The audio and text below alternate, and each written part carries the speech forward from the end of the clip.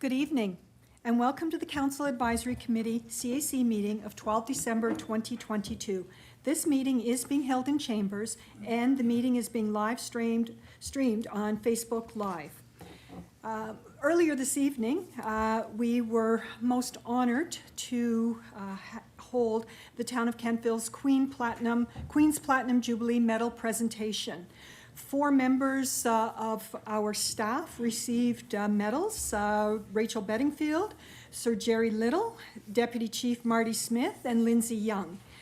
And as I said at the ceremony, communities and its citizens thrive because there are services and service providers. In many cases, the true testament is the service above self that creates the greatness in our communities.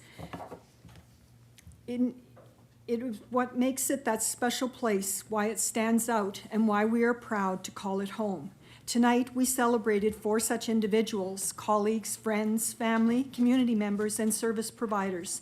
The Queen's Platinum Jubilee Medal is an honor to each of the recipients and is recognition of their outstanding service above self. So once again, on behalf of council and staff, I congratulate the recipients of the medal this evening. Tonight's meeting is the last meeting of council of 2022. We will meet again on January the 9th, 2023. So on behalf of staff and council, I wish to extend holiday greetings to one and all based on your own celebrations of the season. May you find joy with family and friends and practice kindness. We all need joy and kindness in our lives as we continue to navigate these challenging times. The most up-to-date meeting package is on the Town of Kentville website.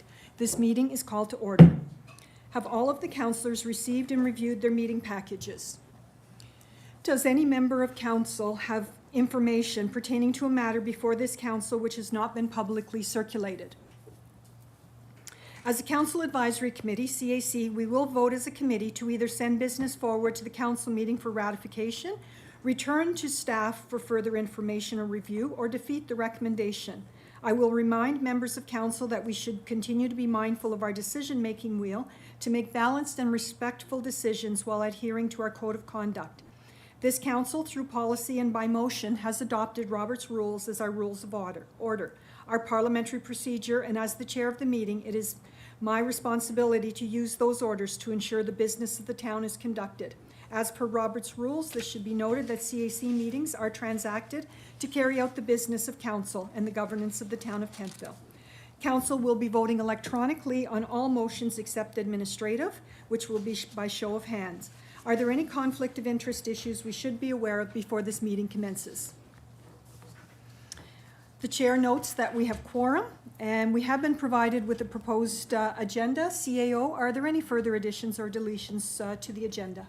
I don't have any at this time. Thank you. Are there any further additions? Councillor Zabian. Thank you, Mayor Snow. I have one. I'd like to have a discussion about council expenses. We have a councillor here that has incurred almost $6,000 in expenses in the last 8 months. So I'd like to have a discussion about that. Thank you. Council, what is your wish to look at council expenses?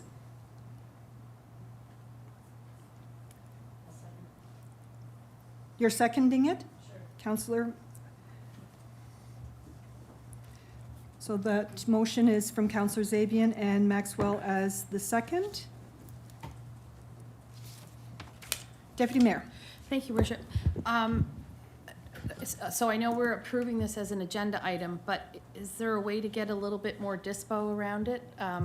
Like council expenses as it, just a little bit more information. But you know what, if it's first and seconded then, and it goes on the agenda, then we can discuss it then. I'm a little bit. Councillor Zabian, did you wish to provide a little further information? Yeah, absolutely, certainly. I looked at the expenses the other day, and I understand I wasn't aware of this until a couple of days ago that Councillor Huntley made another trip via FCM, so Ottawa. Yes. Yes. But on October 24th, we sat in here, and I questioned the expenses, and I remember she said she was going to do them virtually if she could. Right. And I asked you, and we can go back and play it if you want to. You said that no councillor would be traveling without permission from council You did say that, because I went back and watched it again. Thank you, And- Councillor Zabian. Hold on, I'm not finished, Mayor Snow. And so the 6,000 that she's incurred, though, doesn't include this latest trip.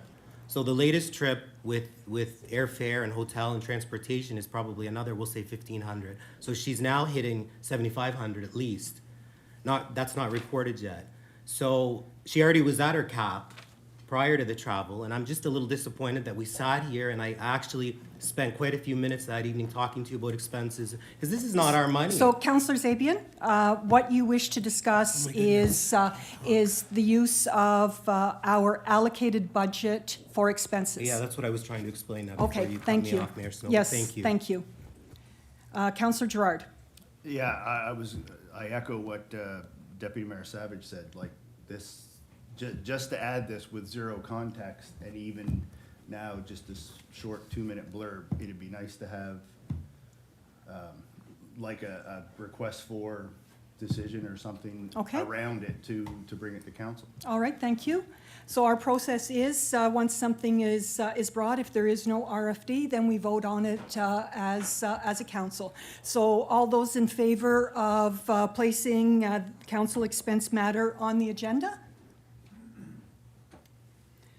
So that's 3, and all those not in favor of placing council expenses on the agenda? Deputy, Sorry, I think I was 4. I had my hand up. oh, so you voted for? I'll be fine to put it on the agenda, yeah. Okay. All right. So this will go on the agenda as new business. We have nothing at this point in time under new business, so it will be item 6A, council expenses.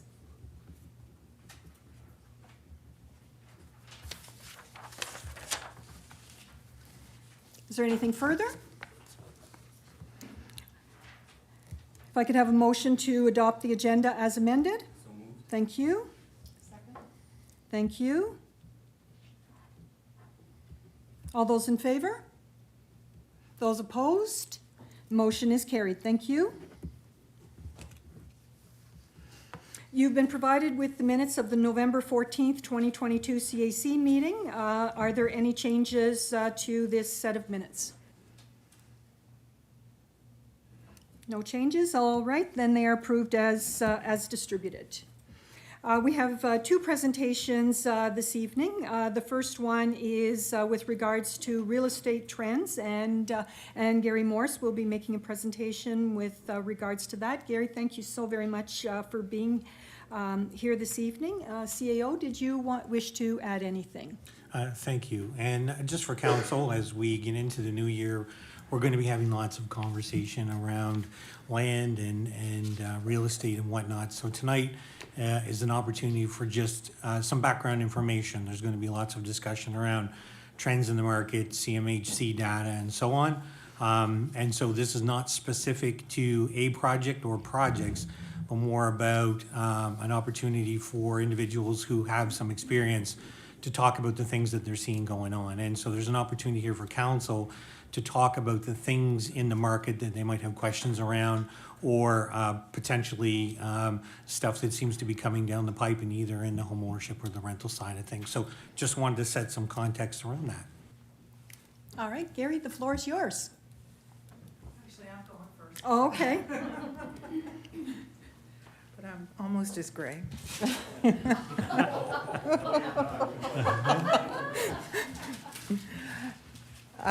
Thank you. Now that I've insulted my co-presenter, perhaps I should leave. Good evening, council and mayor and council and staff. And first off, let me just congratulate all the folks who got an award tonight. That's very exciting. I was singing along God Save the Queen, and then I realized it was a habit, eh? So we're going to have a brief presentation, and I know that there's 10 minutes, Mayor Snow, but there's 2 of us, and we're going to try really hard to fit it in, but Gary's already told me he's 8 minutes, and I talk a lot. So we'll do our best with your permission. Certainly.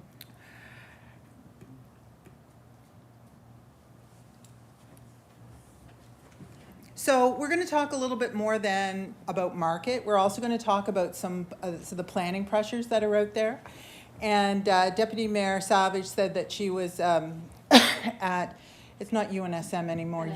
Thank you, NSFM, where HRM presented some information. So some of this might be familiar to those of you who were at UNSM, UNSF, whatever, the Federation, whatever it is now. So there is a lot going on in the planning world right now, particularly around zoning.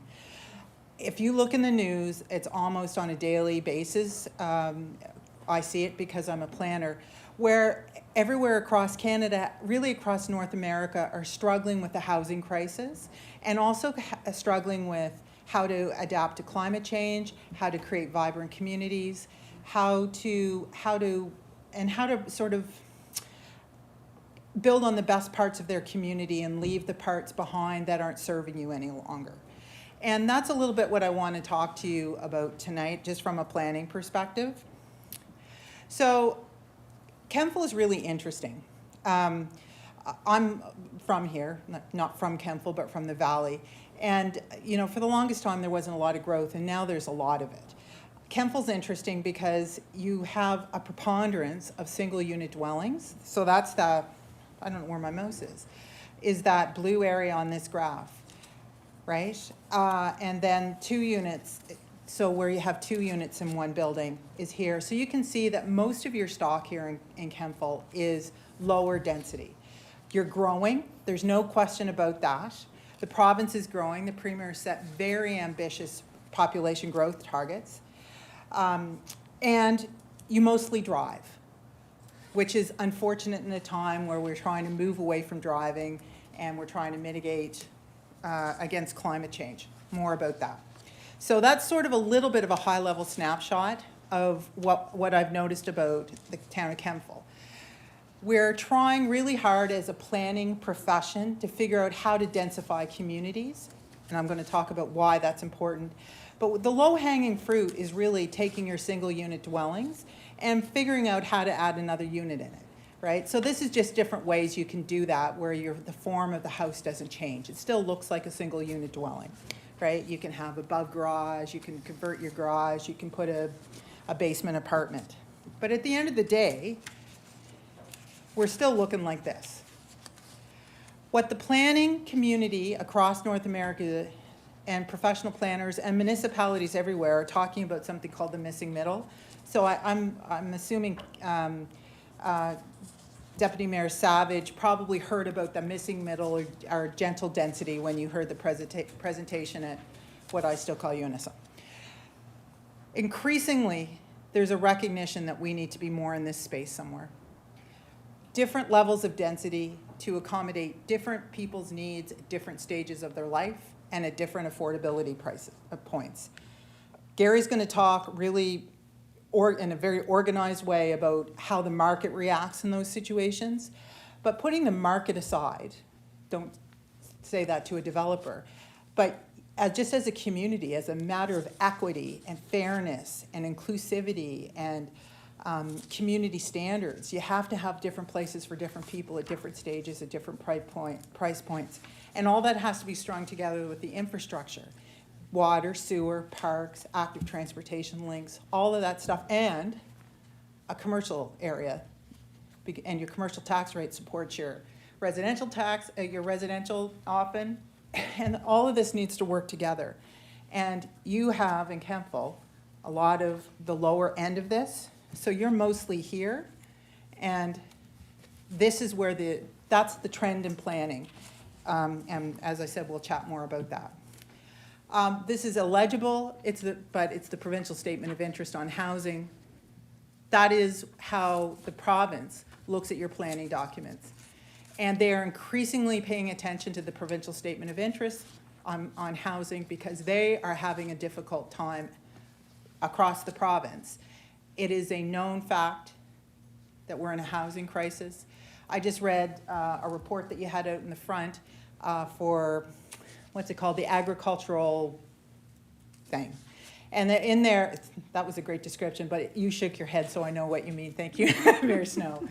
And it talked about the need for labor to support the agriculture and value-added agriculture. And the number in there was staggering, and I don't remember it, but it was somewhere in the neighborhood of 5,500 people just to deal with the retirements.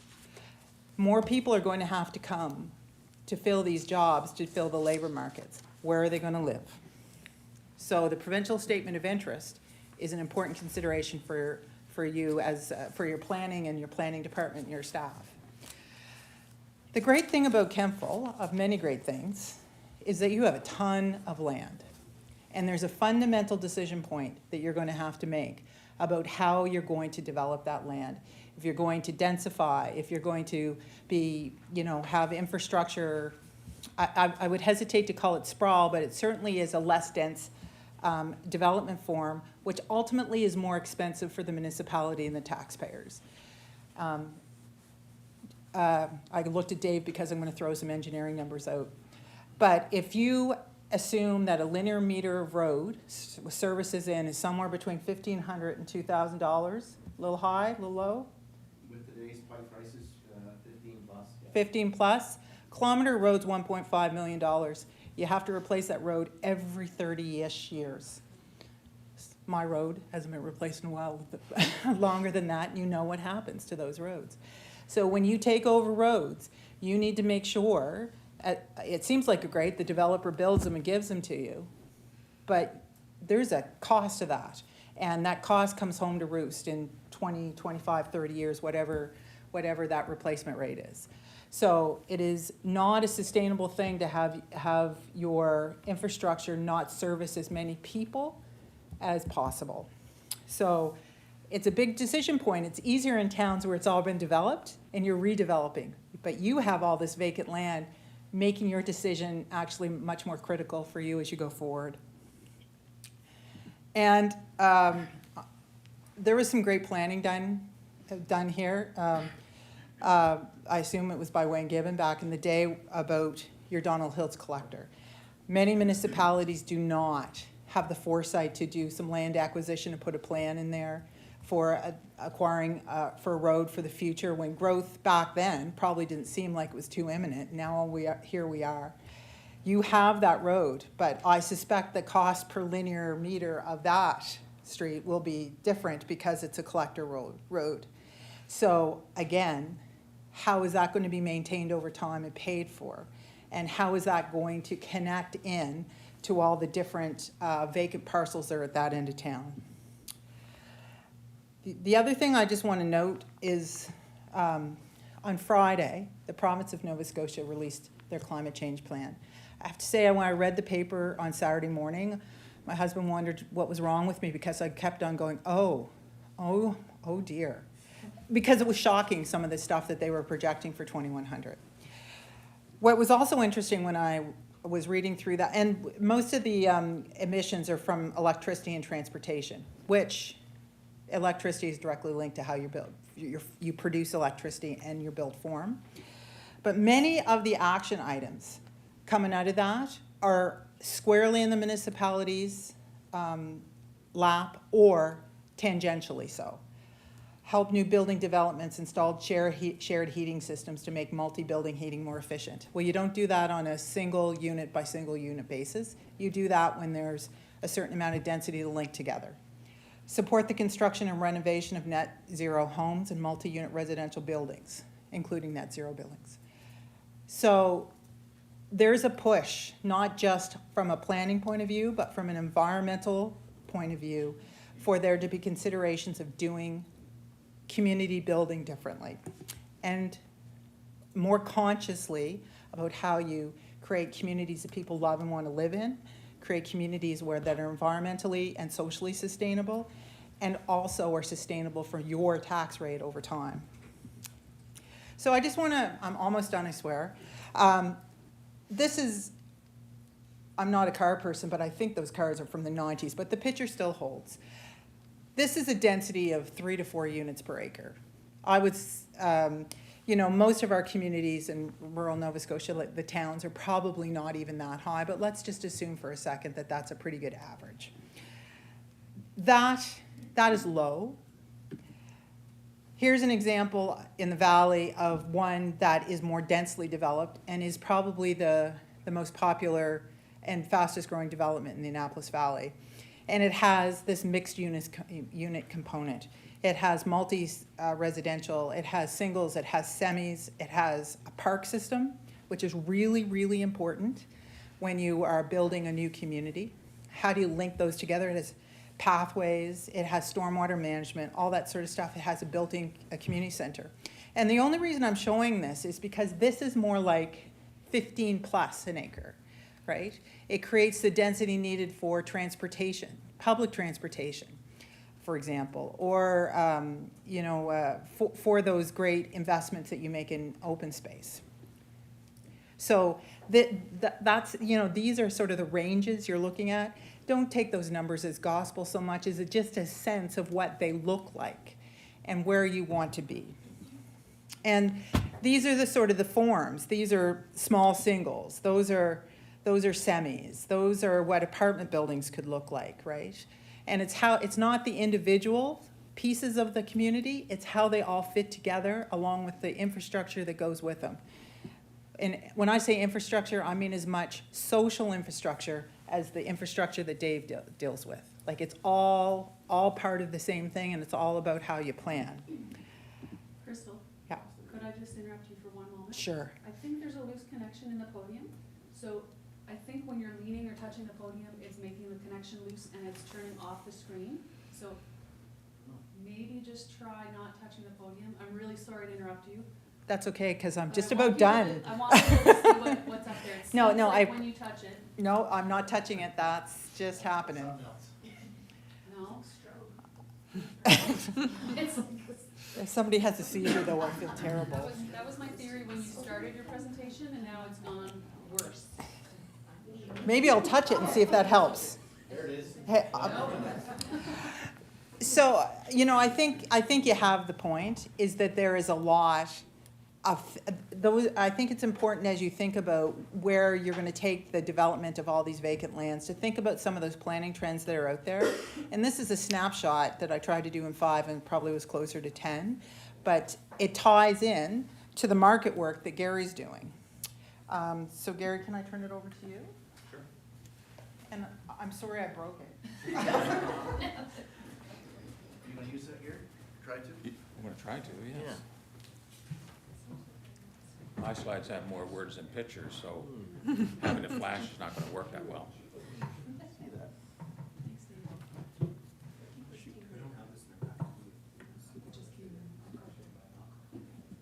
Now we got nothing?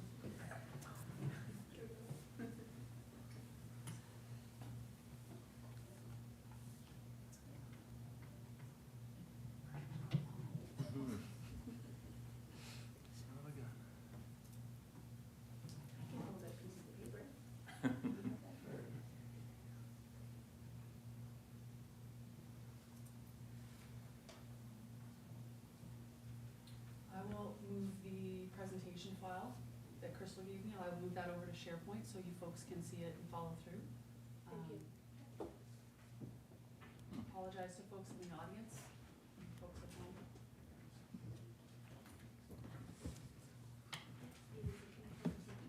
It's doing it both TVs, so I can't see it's the TV. I don't believe so. Maybe if you turn it off and on. Yeah. So is it back here? So there's nothing there now, I guess. We got a big, nothing, but it's on and on. Yeah. Explanation. Sorry about that, Gary. Jennifer, can you put it up from your end, instead of having it go up? I can try that. And Gary could tell you when to switch the slide. Kathy. Let's shut that off before somebody has a seizure. Just change sources. I need to be able to see it though. Gary can still go through his. Yeah, okay. So we're good, I think, leave it on yours, she's gonna change to a different source. Yeah, so you can see it. Yeah, there we go. He can still full screen. There it you if go. he wants. That's, Okay.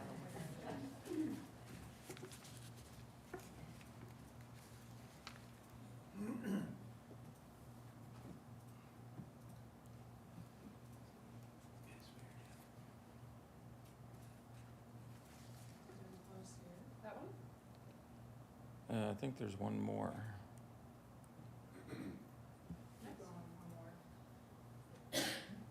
that's it. That's it. Back up to that one for just a second. Okay. Okay.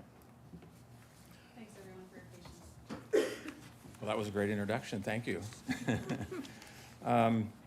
I'm going to be a little more specific in terms of the market, what the market is doing, and what the market needs going forward. We have two critical housing issues, not just here locally, but nationally, internationally, and they are availability and affordability. And they're very much tied together. And I want to talk about that tonight with some specific examples. So I hope to outline for you what's been happening in the real estate market and try to show you that it's essential that you consider greater density and greater diversity in the housing types that you have in Kentville. I'm going to look at the macro approach first, this screen. All over North America, governments are dealing with housing issues. According to the National Association of Realtors, there are a shortage of 5.5 million houses in the U.S. A recent Scotiabank report stated that Canada has the lowest number of housing units per 1,000 residents of any G7 country. And that's Germany, France, the UK, Italy, Japan, the USA, and Canada. In 2020, we had 424 housing units per 1,000 people. For us to reach the G7 average of 471, we need to build an additional 1.8 million houses just to catch up. Canada's housing supply has not kept pace with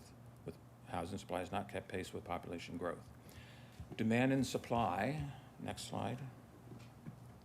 Demand and supply affect affordability.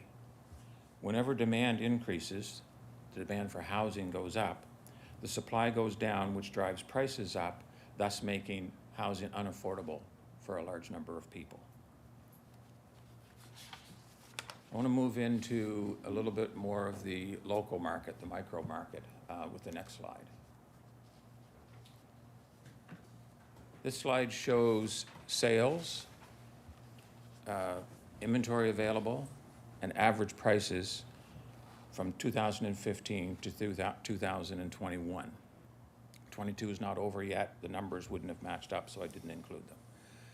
But from a sales perspective, in the Annapolis Valley, there were 1,122 sales in 2015, gradually increased to 1,547 just before COVID, and then increased sharply up to 2,113 in 2021. At the same time, that was the blue line. At the same time, inventory available for sale, the orange line, went in the opposite direction. The number of listings available was almost matching the number of sales in a year. Back in 2015, 1,101 listings. Dropped gradually as the sales increased to 633 in 2019, and then dropped sharply as sales increased sharply down to 196. We had 196 houses in inventory at the end of 2021 compared to 1,100 6 years before. That's a dramatic change. In the next slide, we'll get even narrow down a little bit more. This is what we call in the Annapolis Valley real estate market zone number 2, which is Hansport to Elsford. And Kentville happens to be in the middle of that. Same picture, 389 sales back in 2015, 745 sales in 2021. Inventory, exact same picture, decreased accordingly. From 356, we had 52 houses for sale between Hansport and Elsford at the end of 2021. Most towns used to have 52 houses for sale. That's a ridiculously low number. The average price, I didn't talk about that on the last slide, but it's the same picture. The average price for a home between Hansport and Elsford in 2015 was $190,000. That's a 12-month average. That increased gradually to 2019 to $230,000, and then it increased sharply. And at the end of 2021, the 12-month average was $347,000. That's about an 80% increase in the average price of a home in basically our marketplace, our immediate marketplace. The next slide is a little bit more for information. And it just shows what has happened with prices over the last 20 years. Again, a remarkable change in prices. From 2002 up to about 2019, the increase was pretty gradual. And you can see what's happened in the last 2 or 3 years. I do have the year-to-date figure for November. The average price for a home in the valley has reached $392,000. That's a dramatic increase, and it certainly has had a significant impact on affordability. The sales, the increase in sales has had an impact on availability. The prices that have come with that are significantly affecting affordability.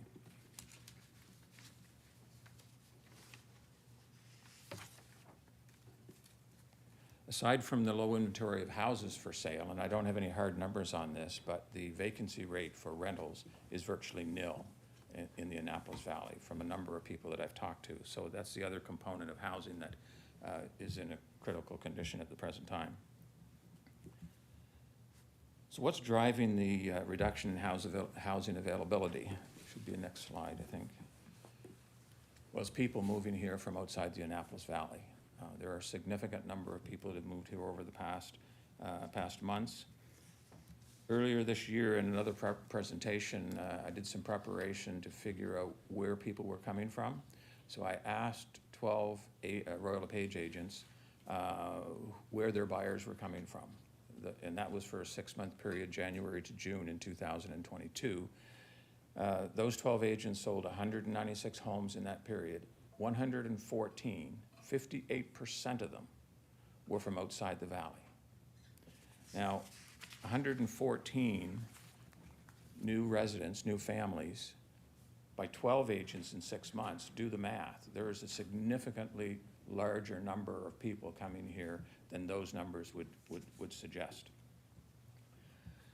There have been efforts to market the Annapolis Valley as a great place to live and to work. They've come, but we haven't prepared for them. The old expression, build it and they will come. We didn't build it, but they came anyway. Availability and affordability are definitely critical issues in the valley and even closer to home here in the Kentville area.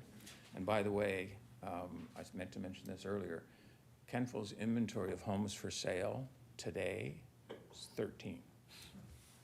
I can remember when there were in 2 subdivisions, you'd have at least 13 homes for sale. 13 homes in Kentville for sale today, which is absolutely nothing.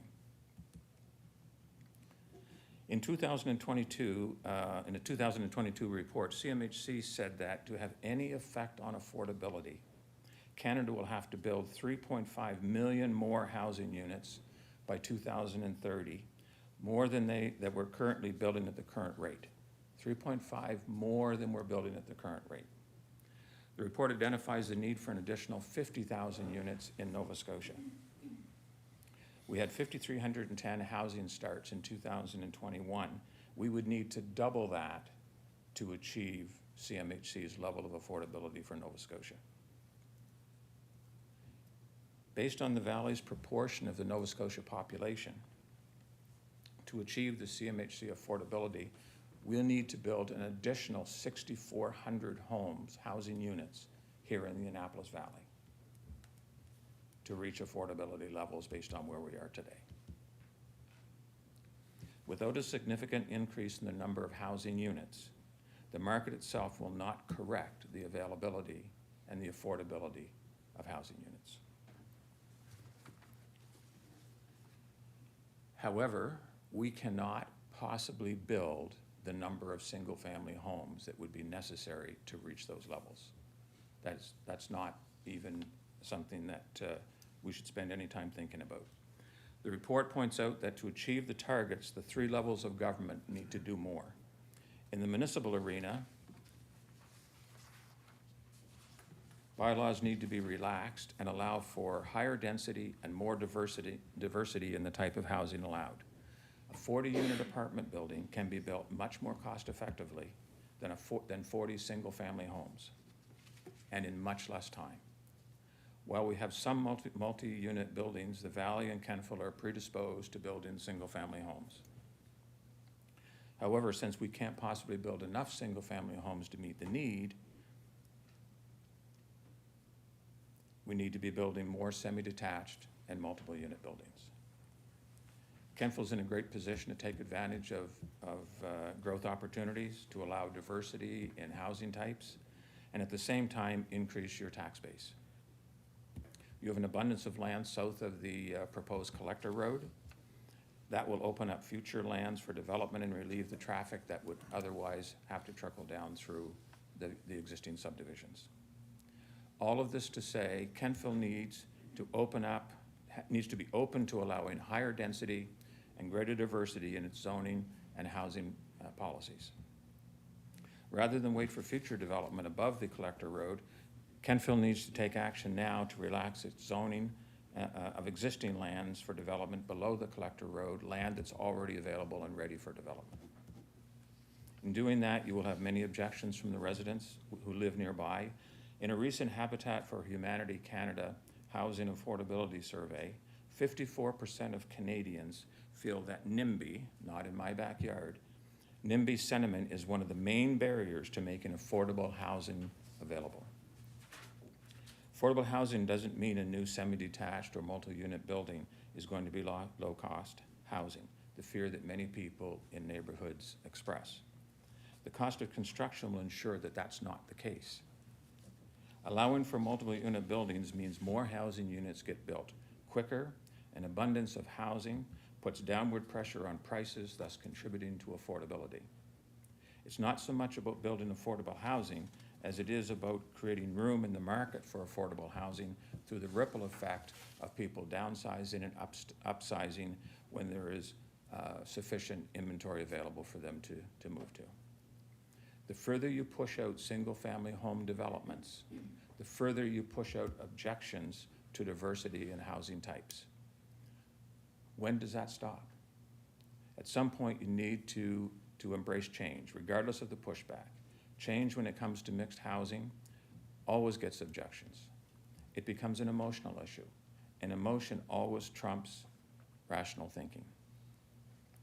Therefore, council may have to make the hard decision to push through the objections if you want to do your part in helping to ensure that we have available housing and eventually affordable housing. You will shortly be presented with a rezoning request that will bring all of these considerations and emotions into play.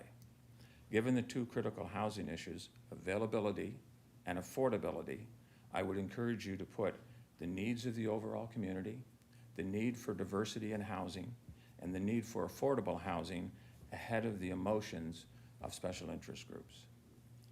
Work with developers to ensure that the style and the appearance of these semi-detached and multiple units do not detract from existing communities. And finally, build the crosstown arterial, because that's going to relieve a lot of traffic, both in current developments and future developments on the south side of Kentville. Thank you. Thank you very much, Gary. And are you both available for questions? Deputy Mayor, go ahead. Thank you, Your Worship. My first question was probably for Crystal, and it's with regards to the cost per linear meter on roads. So when you talked about the majority of per acre, 3 to 4 units, and then I think you were referring to Garland's Crossing as being about 13 to 15 per acre. So in order to be able to satisfy that cost per linear meter for roads, where should that be? Like, should it be 5 per acre? Should it be, sorry for that. So, good questions, and I hate to say that that's your call as councillors about what the density is that you want to accommodate in your community. I think the one in Garland's Crossing, I sort of said it's 15 plus probably. Okay. I don't have the exact number. But at the end of the day, it's a balancing act between trying to figure out what you can afford over time, what kind of community you're trying to create, and the amenities that you have to service that particular development form. Right? So, you know, you can have New York City if you have Central Park, right? But, you know, that's not what we're talking about in the valley, right? So you have to make sure that it's all balanced, so it's not sort of, here's what our target should be, and we want to get to 8 units per acre. It's, well, we have this amenity, we have this infrastructure, we have this need, we have this market, we have, you know, and then you sort of figure it out. From there. Yeah, Okay. that's the planning part of it. Okay. Yeah. I just have one question for Gary as well. Gary, just your last comment there about does not detract from existing communities. So, in your experience as a developer and as in real estate as well, like, what does that mean for existing communities that are primarily comprised of single-family dwellings that may eventually look like a mixed-use type of area? What does that mean for prices and competitiveness? But we haven't seen any negative effect of alternative housing, and the prime example is semi-detached. So there's a lot of semi-detached in various communities around the Annapolis Valley. Not as many in Kentville as there are in some others. But we haven't seen a decrease in the value of the homes in the streets adjacent to those developments. That we know simply because we have the numbers to verify it. The point I was making about making sure that whatever is allowed in those areas, whether it be semis or apartment buildings, there's controls that can be put in place to make sure that they're attractive. Developers are going to want them to be attractive anyway. The cost of construction is going to be relatively high.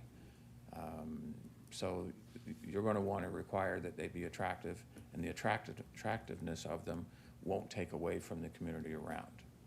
Okay. These aren't going to be low-cost. These buildings that would be built today would not be low-cost housing. The affordable housing comes as a spin-off from all of the other activity that takes place in the marketplace when you have an availability of houses for people. Right. That's where the affordability is created. Okay, great, thank you. Councillor Gerard. Thank you, Worship.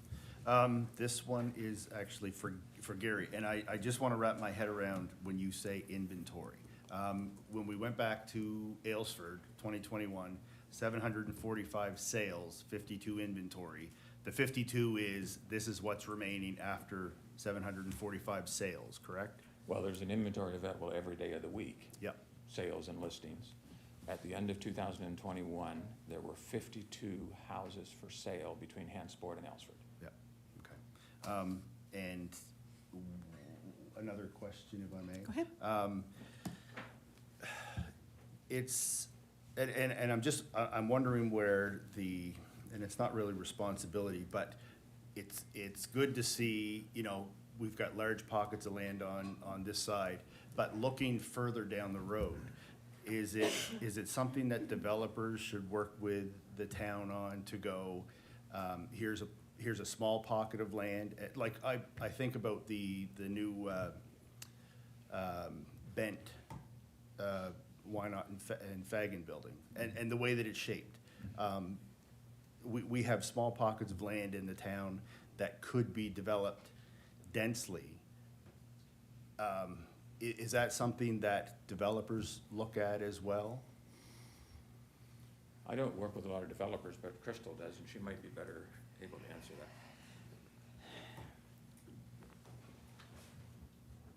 that. In the marketplace, and from the developer's perspective, when you have a built-up area, you have to work within the built form, right? So a developer would buy a piece of land or a development, an existing building, and then figure out what they can do with it and where it's likely to go. That's the speculative nature of it.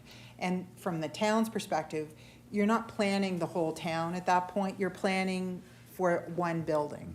The difference in the vacant land, you know, it's sort of, you're not trying to, you know, when you buy an old house and you're trying really hard to work with all the mistakes people have made over the last 100 years, In this case, you're not trying to do that.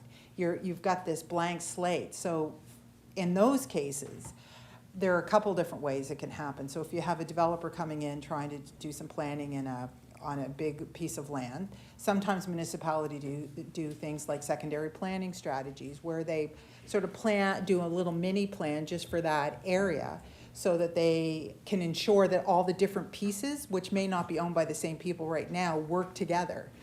That's a little bit what you've done with the connector road. Or, you know, you can have the developers sometimes get together and try and do that, but they have competing interests. So for those bigger parcels of land, often the municipality takes some initiative to do a secondary plan. But in lieu of that, you hope that there's one large developer who kind of comes in and kind of does good planning to set the stage for it. Does that answer your Yep, question? no, absolutely. Thank you. Are there any further questions for our presenters? All right, well, on behalf of council, thank you very much. Jennifer has your presentation, so they will be distributed to council. And if anyone has any questions, I'm sure they can reach out to you as required. All right, thank you. Thank you. All right, our next presentation is Jennifer Holloman, and she is going to talk to us about human trafficking. Jennifer, welcome. Madam Mayor Snow and honorable council members, I'm a little old school, so before I start, I'm just going to show you a picture of who we're talking about. This is my daughter, Madison. Hard time of the year for me, so I apologize. I've been a resident of the Annapolis Valley, born and raised. And in 2003, I moved away to Yarmouth County, where I spent 17 years of my life there. I took both of my daughters. My youngest daughter was 5, Madison was 10. In 2015, July 8th, Madison, at 21, was killed in a tragic car accident in Edmonton, Alberta. And, thank you, the driver of the vehicle was intoxicated, and the driver of the vehicle was a John. My daughter had been involved in human trafficking for almost 3 years at that point. I knew that Madison was involved in this because we had spoke, and in 2013 I had flown out west to bring home my granddaughter at the age of 22 months old. Because Madison told me that if I didn't come and bring her home, that somebody else was gonna take her. So I brought her home. I had sole custody of her for the first year and then shared custody with her father, which I still maintain. As well, I should say that there's some sensitive issues here, and this can't be sugar-coated in any way, so it's just to let you know. Madison had been trafficked probably from the age of 19 to 20 until she passed at 21. My daughter was beaten beyond recognition. My daughter was raped. My daughter had her fingers broken. My daughter had her hair set on fire. She was burned with cigarettes. She was burned with lighters. And to put that into a little bit more of perspective, again, old school, this is the same child that I showed you a picture of earlier. When the picture was initially sent to me, I didn't know who it was. Madison is a mom. Madison was a big sister. And Madison was not your typical child that you might think would get involved in human trafficking. She was a 2-time Canadian national champion in the boxing ring. She was my champion. I was her coach. She was an avid rugby player. She had aspirations of being a nurse. She was an amazing kid. Human trafficking is the worst in Nova Scotia. Halifax is currently 7.5 times the national average for human trafficking in our country. And sadly, the Annapolis Valley is a hub for this as well. A lot of people don't know this. A lot of people don't want to acknowledge this because, as I was, until you're directly affected, you may know that it exists, but you're not really 100% certain that it would ever happen to you.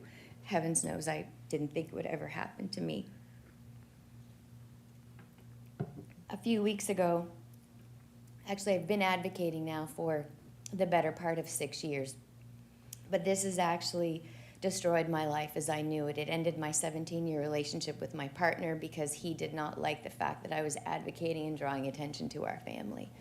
I've since went rogue mom after 2-year-long investigations when nothing was ever done. The people were the perpetrators of the crimes against my child were well-known criminals in Alberta.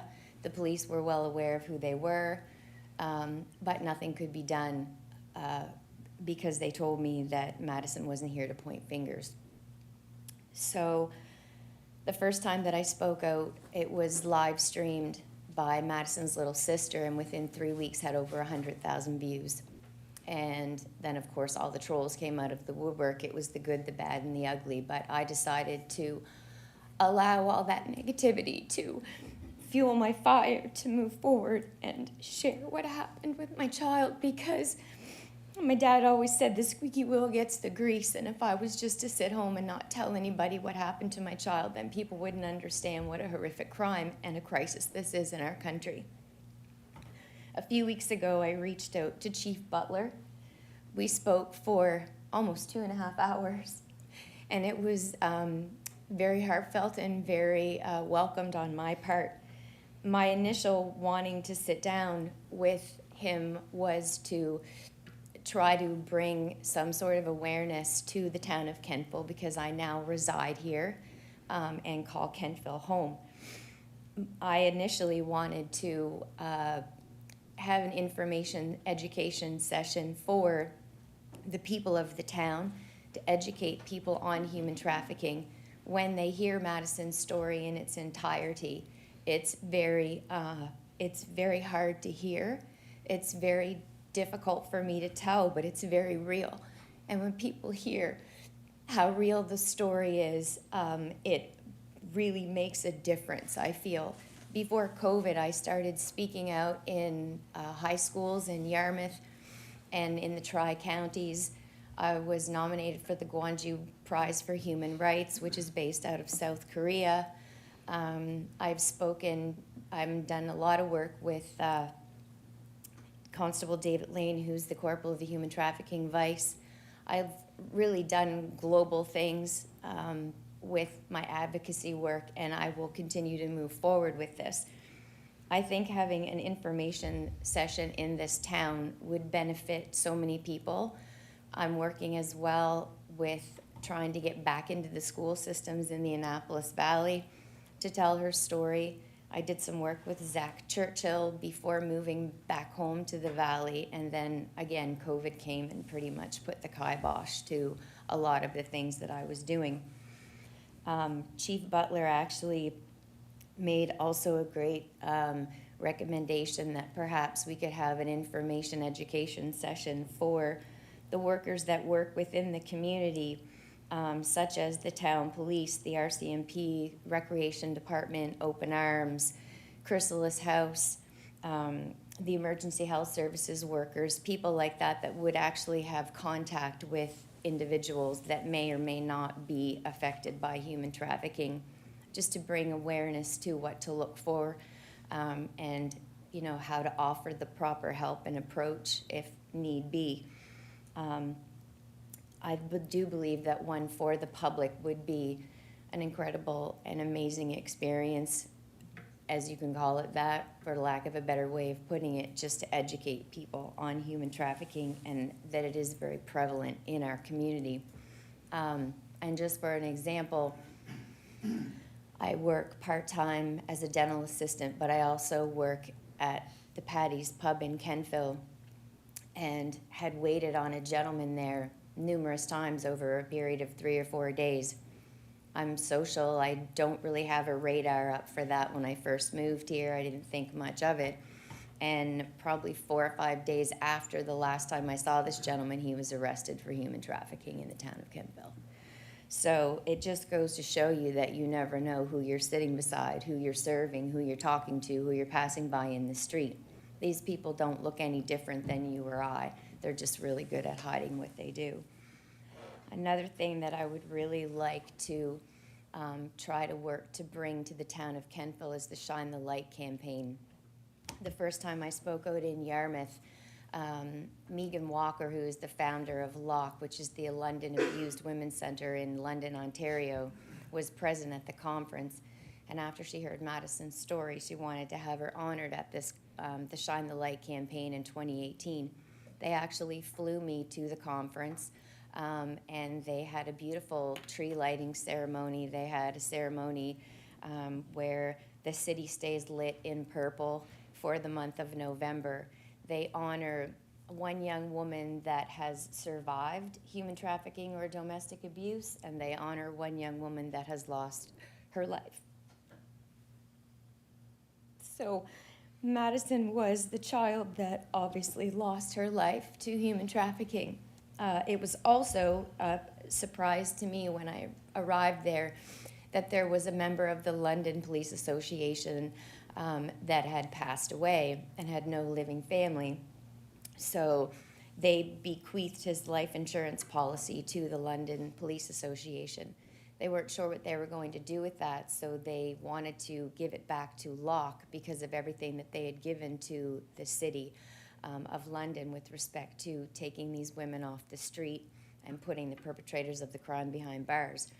So when I was approached at the tree lighting ceremony, the police chief of London informed me that they were going to give his life insurance policy to the young women, a young woman every year that survived from human trafficking or was pulling her life from domestic violence.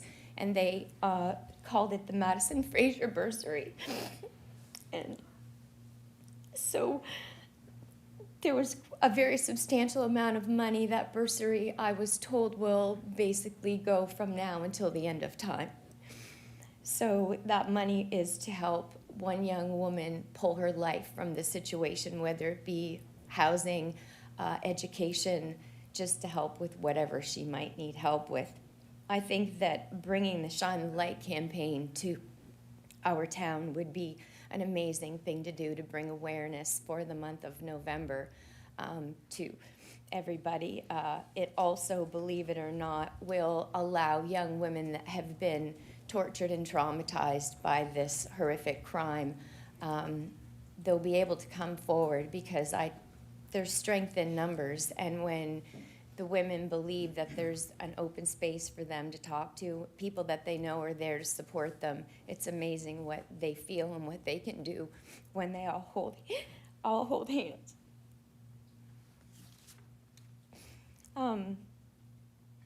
Despite everything that's happened with my child, I don't want Madison's legacy to be one of pain and torture.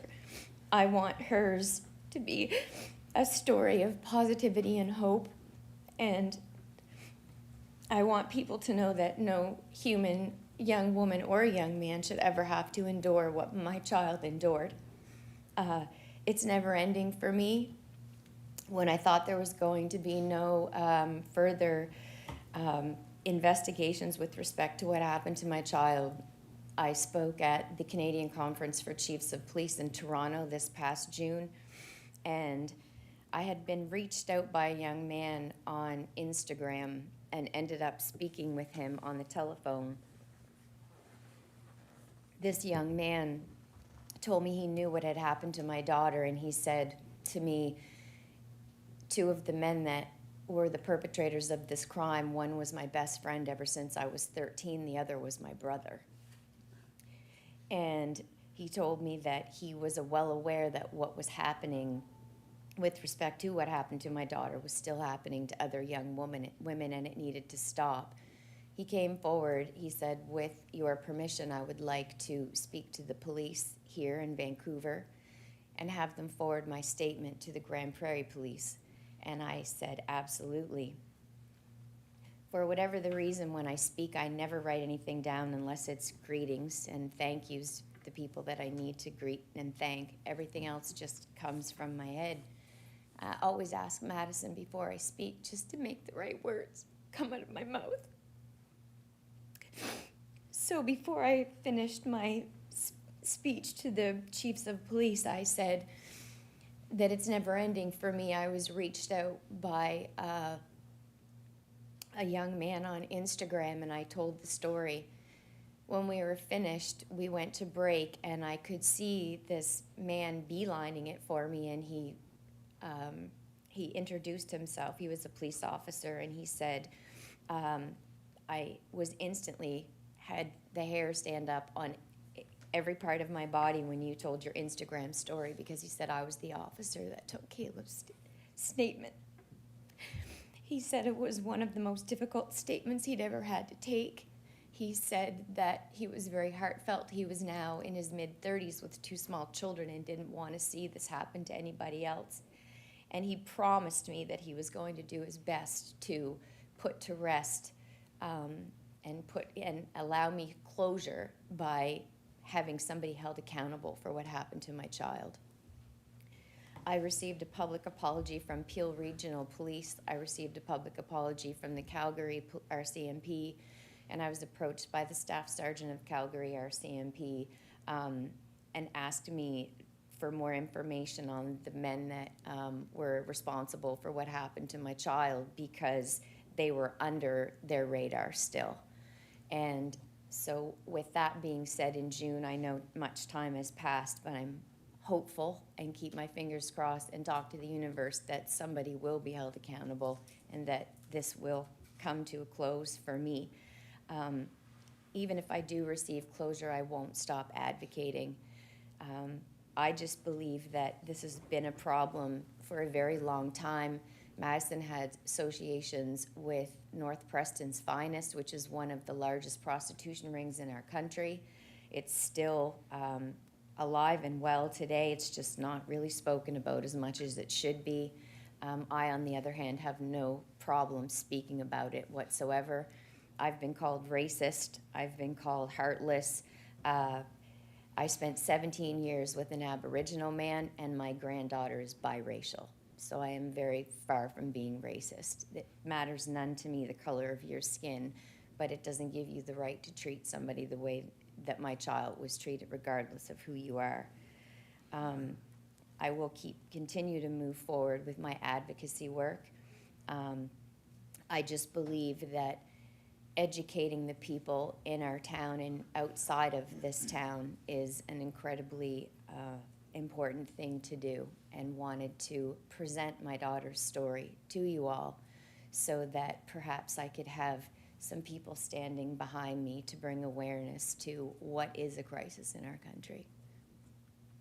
Thank you very much. Thank you so very much, Jennifer. I'm beyond words.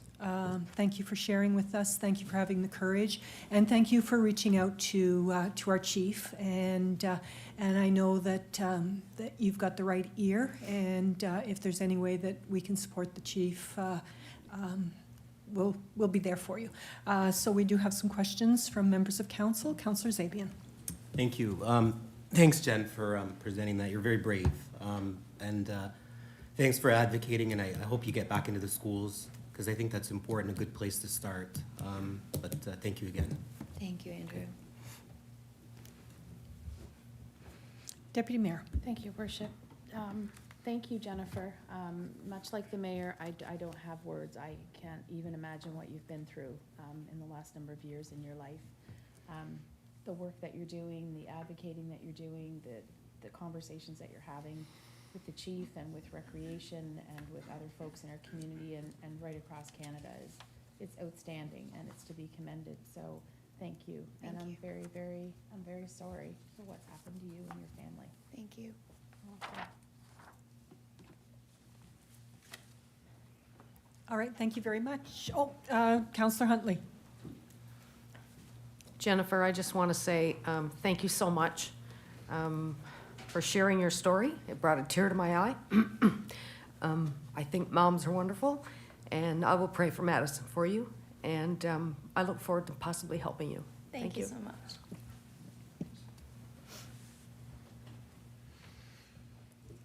All right.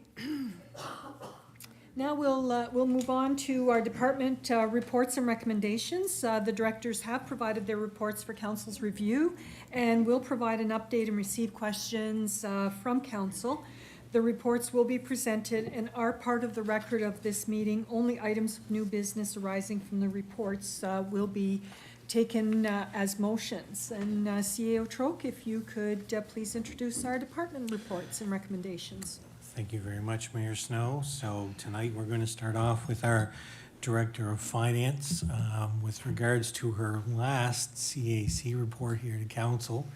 So I know council is aware, but after 35 years, Deb Kroll has decided to spend more time with her family and grandchildren. And so on behalf of staff, I want to thank you for your service, for your 35-plus years to the town. But also, I also understand a retirement party is being planned, so I'm sure there will be lots of opportunity for staff and for everybody to say thank you and congratulations to Deb. But Deb, on behalf of staff, thank you for everything, and really wish you best of all things to come with your kids and your grandkiddies. Thank you very much. This hasn't been an easy decision for me. It's hard to leave your work family. I've been here longer. I've been here over half my life, you know. So when you think about that, this is where I've kind of grown up, you know. So no, it hasn't been an easy decision, but there comes a time when there are more important things sometimes in life. And with my little grandchildren, I really want to spend time with them and get them to know me and to spend time with me and, you know, do all the things that you want to do while I still have the ability to do that. So anyway, I thank you for your good wishes, and I really have to say thank you to my director, my fellow directors. Over the past many years, I've been the director of finance for 25 years, so I've seen a lot of people come and go. Anyway, I just really want to thank you guys for everything, all your support and whatnot. It's been a pleasure to work with all of you, every one of them. And I really want to thank my finance department. The team down there is the greatest. They're a bunch of unsung heroes, really. They put their lifeblood into this town, so I really do. It's been hard to say goodbye to those people, but anyway, we're all gathering ourselves around and giving ourselves all the good hugs we need to give each other for the time being. But I'm not moving away. I'm just moving out. So I will be around. So anyway, but thank you very much for all that and your good wishes. I really appreciate it.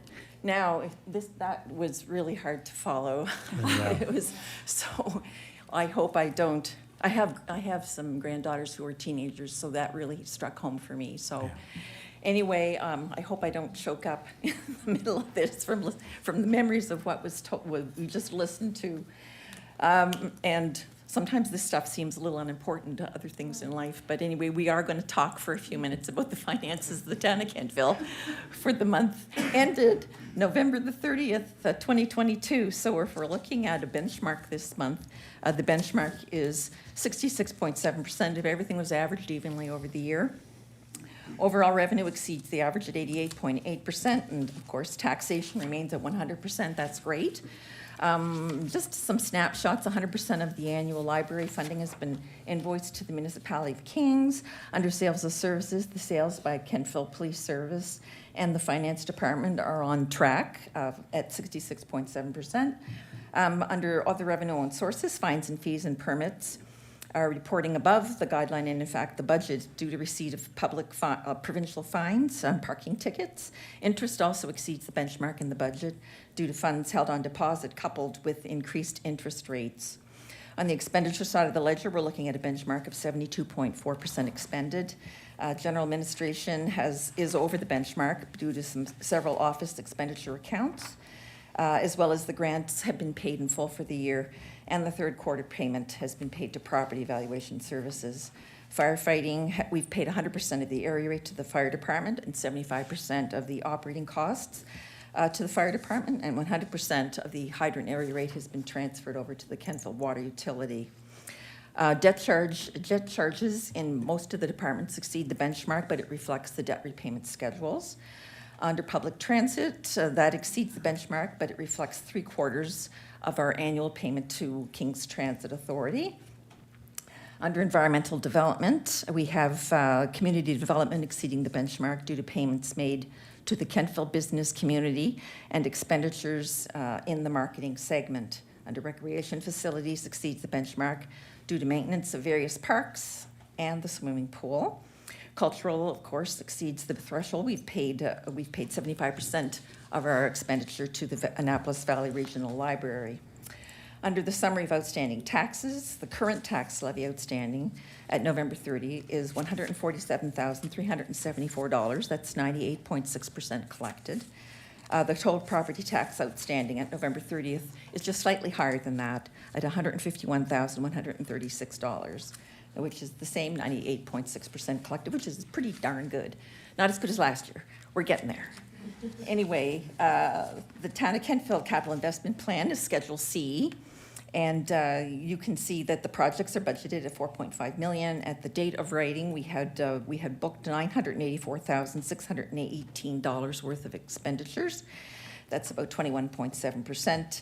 And you can read all the schedules in behind that to see what projects have been completed, what projects have been canceled for the year, and that type of thing. So that, in a nutshell, is my report. All right, thank you very much. Are there any questions? Councillor Zabia. Thank you, Mayor Snow. I have two things. One thing is just a comment. I just want to thank Director Kroll as well. Before you come into council, you know these people as a taxpayer, and I knew most of the directors here, but coming in here the last 2 years, I see how much they all do, all of them, and kudos to all of them. Director Kroll isn't probably going to toot her horn, but definitely one of the best in the province, if not the best. So we want to thank her for that. My other question would be for, probably should go to the CAO. I think Councillor Maxwell had asked this back in the summer, if we could get a tally of all of our legal charges to date, all the legal situations we're currently facing now as a town, and what the costs are to date would be nice to have.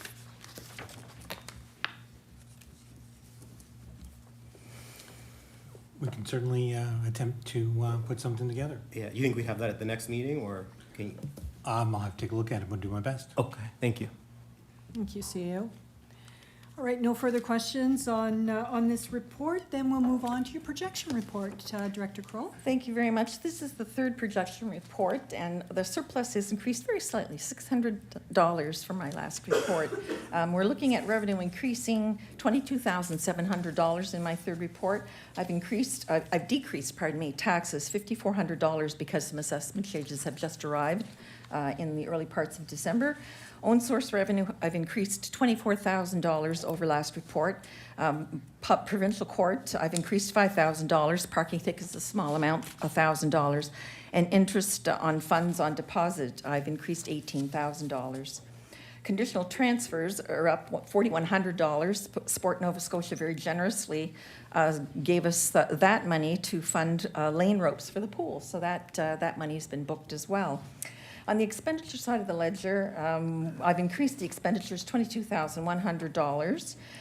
General administration is up $11,400. Office expenses takes all of that increase. Legal has been bumped up another $10,000, and there's various other office expenditures that are increased $1,400 overall. Police are up $6,100. There's a variety of changes the chief made this month. Remuneration is up $5,000 because of overtime. However, he's discounted office expenditures, some various accounts there, by $2,000. Communication repairs and maintenance is down $2,000, and vehicle is down $1,000 under repairs and maintenance. However, we've got programs increase $6,100 overall, and mostly relates to the Community Crisis Navigation Project has been extended to March 31st. That's a $7,600 increase, but it's offset by a reduction of $1,500 in savings in community relations. So that's where that increase comes in the policing world. Under law enforcement, we're looking at a decrease there of $3,000, and that's related to legal services being discounted there. EMO and other protection is up $19,400 from last report. We're looking at building inspection being up $19,300. These are purchase services from the County of Kings. There was an adjustment that arrived last week for $5,800 related to the prior year, and they also there was an increase in the current year's charges as compared to what we had budgeted earlier this year. Under transportation, we're up $7,400 in that department. Road transport section only, sidewalk repairs are up $1,400, street cleaning is up $2,000, and traffic services is up $4,000 related to the purchase of signs. Environmental development is down $39,900 related to changes in the staffing complement. And recreation is up $20,700. Administration up a very small amount, $700 in office expense. Facilities is up $20,000. Repairs and maintenance on the pool and general parks and playgrounds are driving that particular increase in that department. So we're looking overall at a final surplus projected at November 30th for March 31st, 2023 of $23,300, essentially break even. That can go in a minute. All right, thank you very much for that report, Director. Are there any questions with regards to this, Deputy Mayor? Thank you, Worship. And thank you, Deb. And to echo what Councillor Zabian said, thank you for all your work and over the years, and you will be greatly missed. Thank you very for much. sure. Under protective services, the Community Crisis Navigator project, which was extended until March the 31st, which I'm really, I was very happy to read that.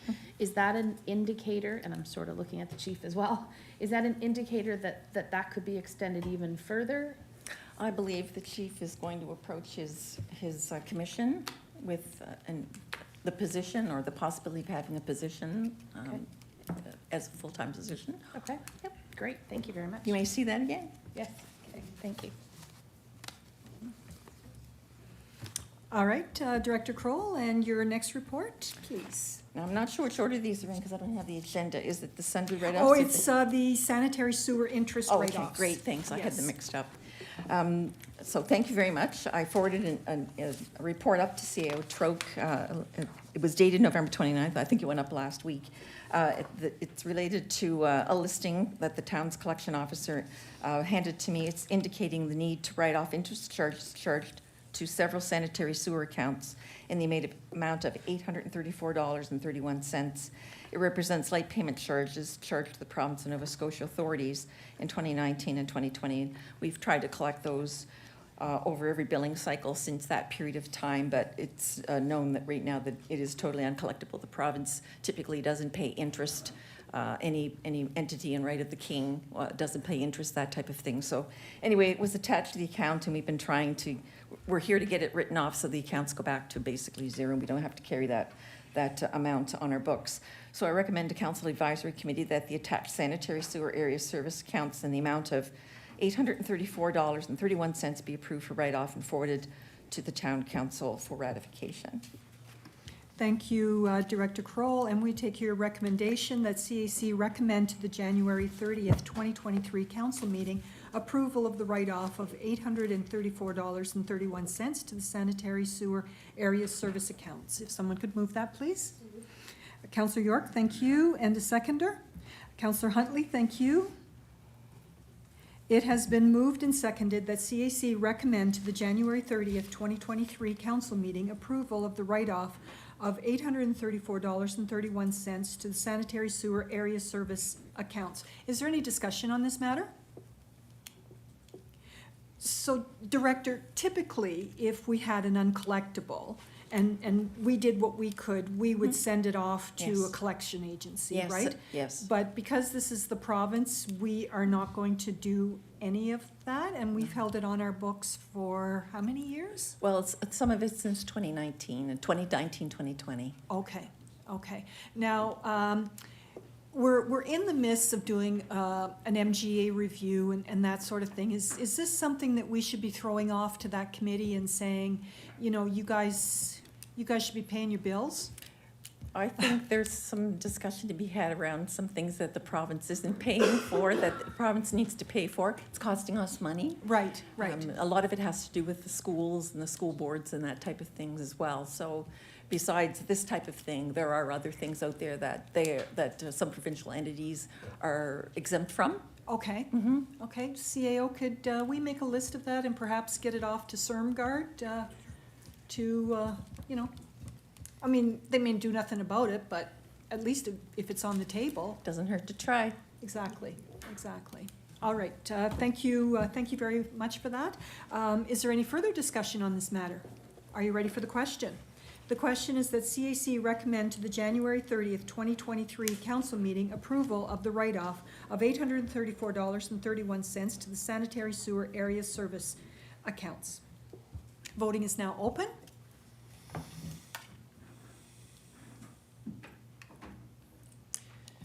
Voting is now closed, and the motion is carried. Thank you.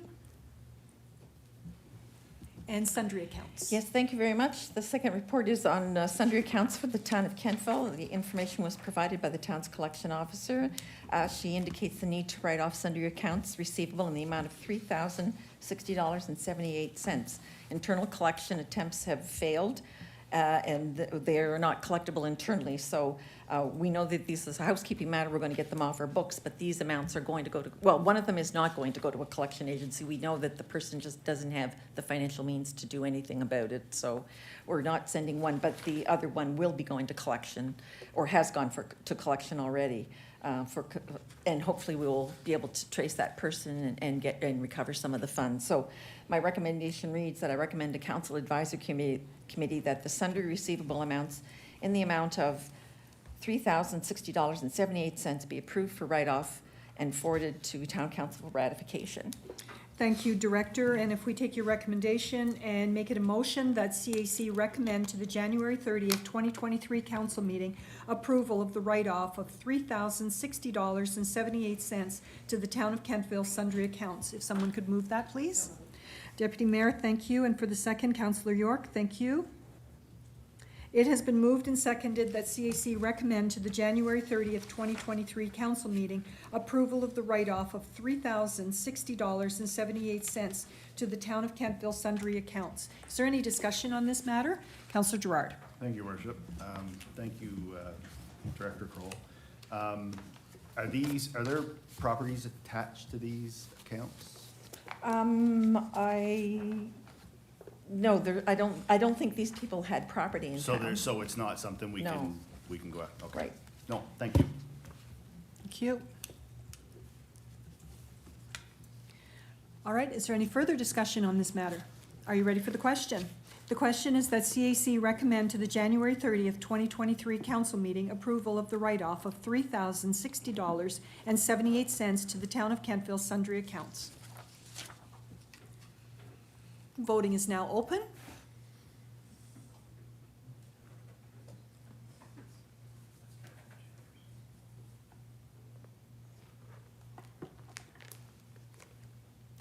Voting is now closed, and the motion is carried. Director Kroll, again, on behalf of council, I want to thank you so very much for your reports. You're the one person that I know who answers, I'm going to say some of my lame questions, but you always answer them with grace, and I thank you for that. There are questions that I know that I've asked you more than once, but you've never given me the Gibb slap on the back of the head and said, don't you remember that from the first time I answered it? So again, thank you so very much for everything that you've done over the last 35 years. It's the small things that matter, and I just wonder, are we going to find a desktop underneath all the stuff on your desk? No. That's the real question. You might find a box or something, but there's no desk there. All right. Well, thank you very much, and I know that right now your nose is still to the grindstone. So from now until you leave the back door for the final time, thank you very much, and Merry Christmas to you and your family. Thank you very much. I appreciate it. Thank you very much. All right, thank you. All right, CAO, we have our planning and development report, please. Thank you, Mayor Snow. So prepared by our Acting Development Officer, Kirsten Duncan. On the development permit side, 12 permits issued this month with building valuation total of $1,127,000. So to date, 130 permits issued, $20,793 million year to date. Again, as the last time, we're continuing to see over and above your typical renovations. We're also seeing solar panels continue to be part of our permit process. On the GIS side, a bridge closure map was completed for Parks and Recreation to communicate to the public the location of the closures. And the capital infrastructure map has been updated on the town's website to show up-to-date information on this year's projects. Staff continue to work on a draft report, which hoping to move to CAC in January with regards to McDougall Heights and a rezoning application. We also have been working with Encore, looking at the site plan as they were looking to make some changes. So any information with regards to that is circulated to any and all property owners within 30 meters of the subject property. And Curling Club, staff met with the president and vice president of Blues Cap Curling Club to discuss potential upgrades of the facility to improve access. And the club has been informed they will be subject to the site plan approval process to achieve their development permit for an addition. And so work continues to move forward on that. I can tell you the phones have been busy. We've had lots of phone calls, folks kicking the tires on everything from subdividing, looking at what are considerations around taking lots that might have R2 development. And so there's been lots of activity that I'm sure are going to generate more items on this update as we slide into January, February, and March. So that is the report for this evening. Thank you very much, CAO. Deputy Mayor. Thank you, Worship. May I direct directly? Certainly, please. CO Troke, one of the things that Crystal talked about tonight was a secondary planning strategy. Is that something that, and then I sort of tie that in with our municipal planning strategy and land use bylaw. Are those some of the things that perhaps over the ensuing year that we could be revisiting and massaging, changing, what have you? Just kind of curious, because when I read about Encore and when you talk about so many calls coming in about, you know, different planning questions and things like that. So it's just a, bless you. Jennifer, not you, but you as well, if you like. Thank you. So through the chair, so absolutely. I would say looking at not just from a perspective of parcels of land, but infill opportunities. Also on our municipal planning strategy side, of course, we have a request for decision around setting up a planning committee. And so might also in dovetail with that, the need potentially for some updated or potential policies behind kind of how we do what we do. You know, it's kind of to date, Kenfil and our MPS has kind of taken an all or nothing kind of approach when it comes to how we zone and how we treat areas. And it might be valuable to, as of course, new or potentially things that we haven't seen in Kenfil before come forward. How do we look at them and evaluate them and think about how they could be initiated in a careful or in a controlled way. So secondary planning makes sense. The whole idea of the policy behind our MPS, so there's some pieces there we might want to think about.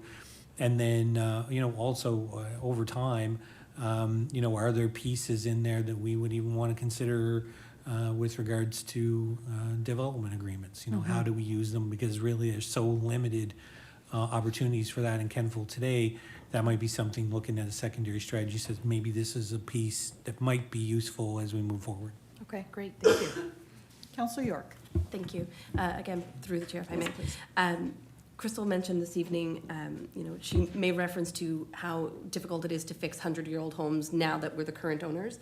I want to make sure that maybe through the MPS or looking through like land use bylaws and all those sorts of things, that we're not creating those problems that people are going to have to fix in 100 years or 20 years or 15 years. So when we look through all this stuff, is there an opportunity to explore just revisiting all of those, I think it's echoing your question as well, Deputy Mayor, is making sure that we, while we have these 70-cent dollars, that we really make good use of them so that we don't spend 0-cent dollars fixing our own mistakes. Makes perfect sense. Cool, okay.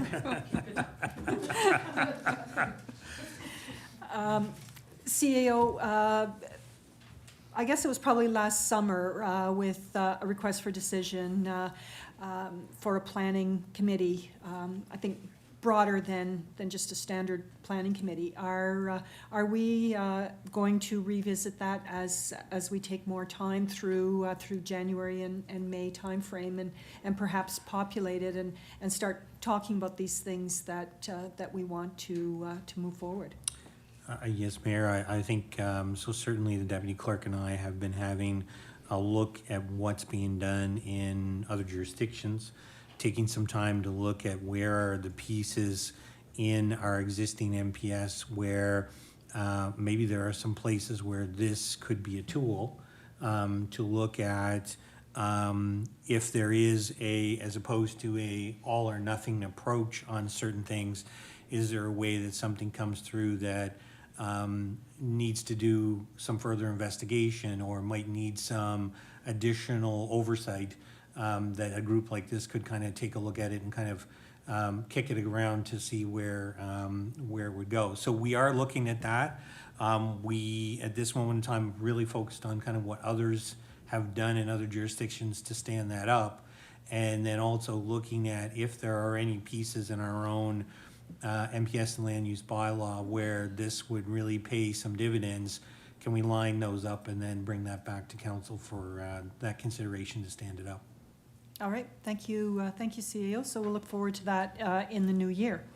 All right, moving right along to our Community and Economic Development Coordinators report. All right, thank you, Mayor.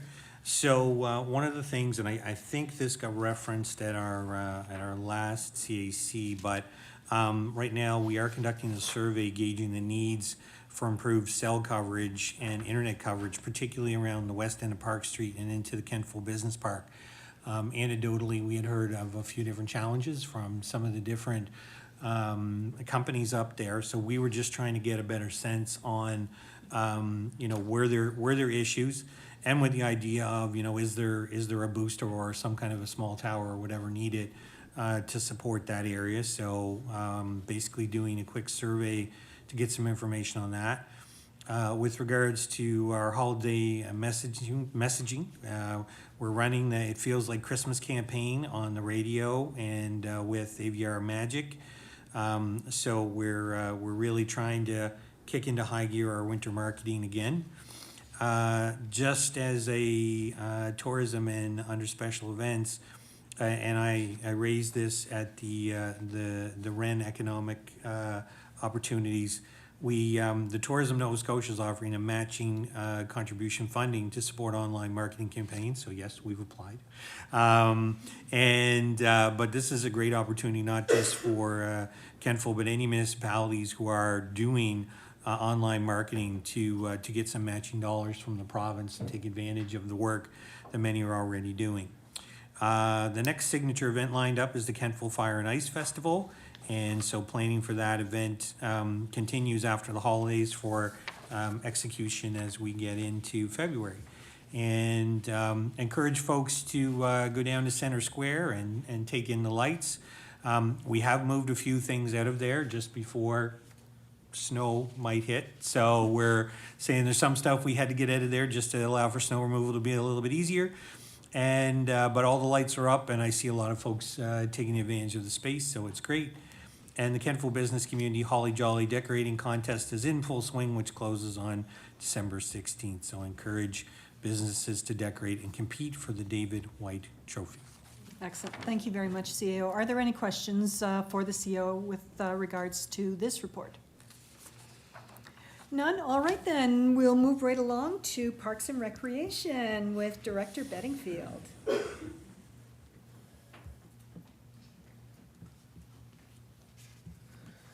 Good evening. How's everyone doing? You good? I feel like we just need to connect. It's been an evening. I wanted to start actually by saying thank you for the Platinum Jubilee nomination and the medal that I don't know if I'm allowed to wear, so I took it off right away.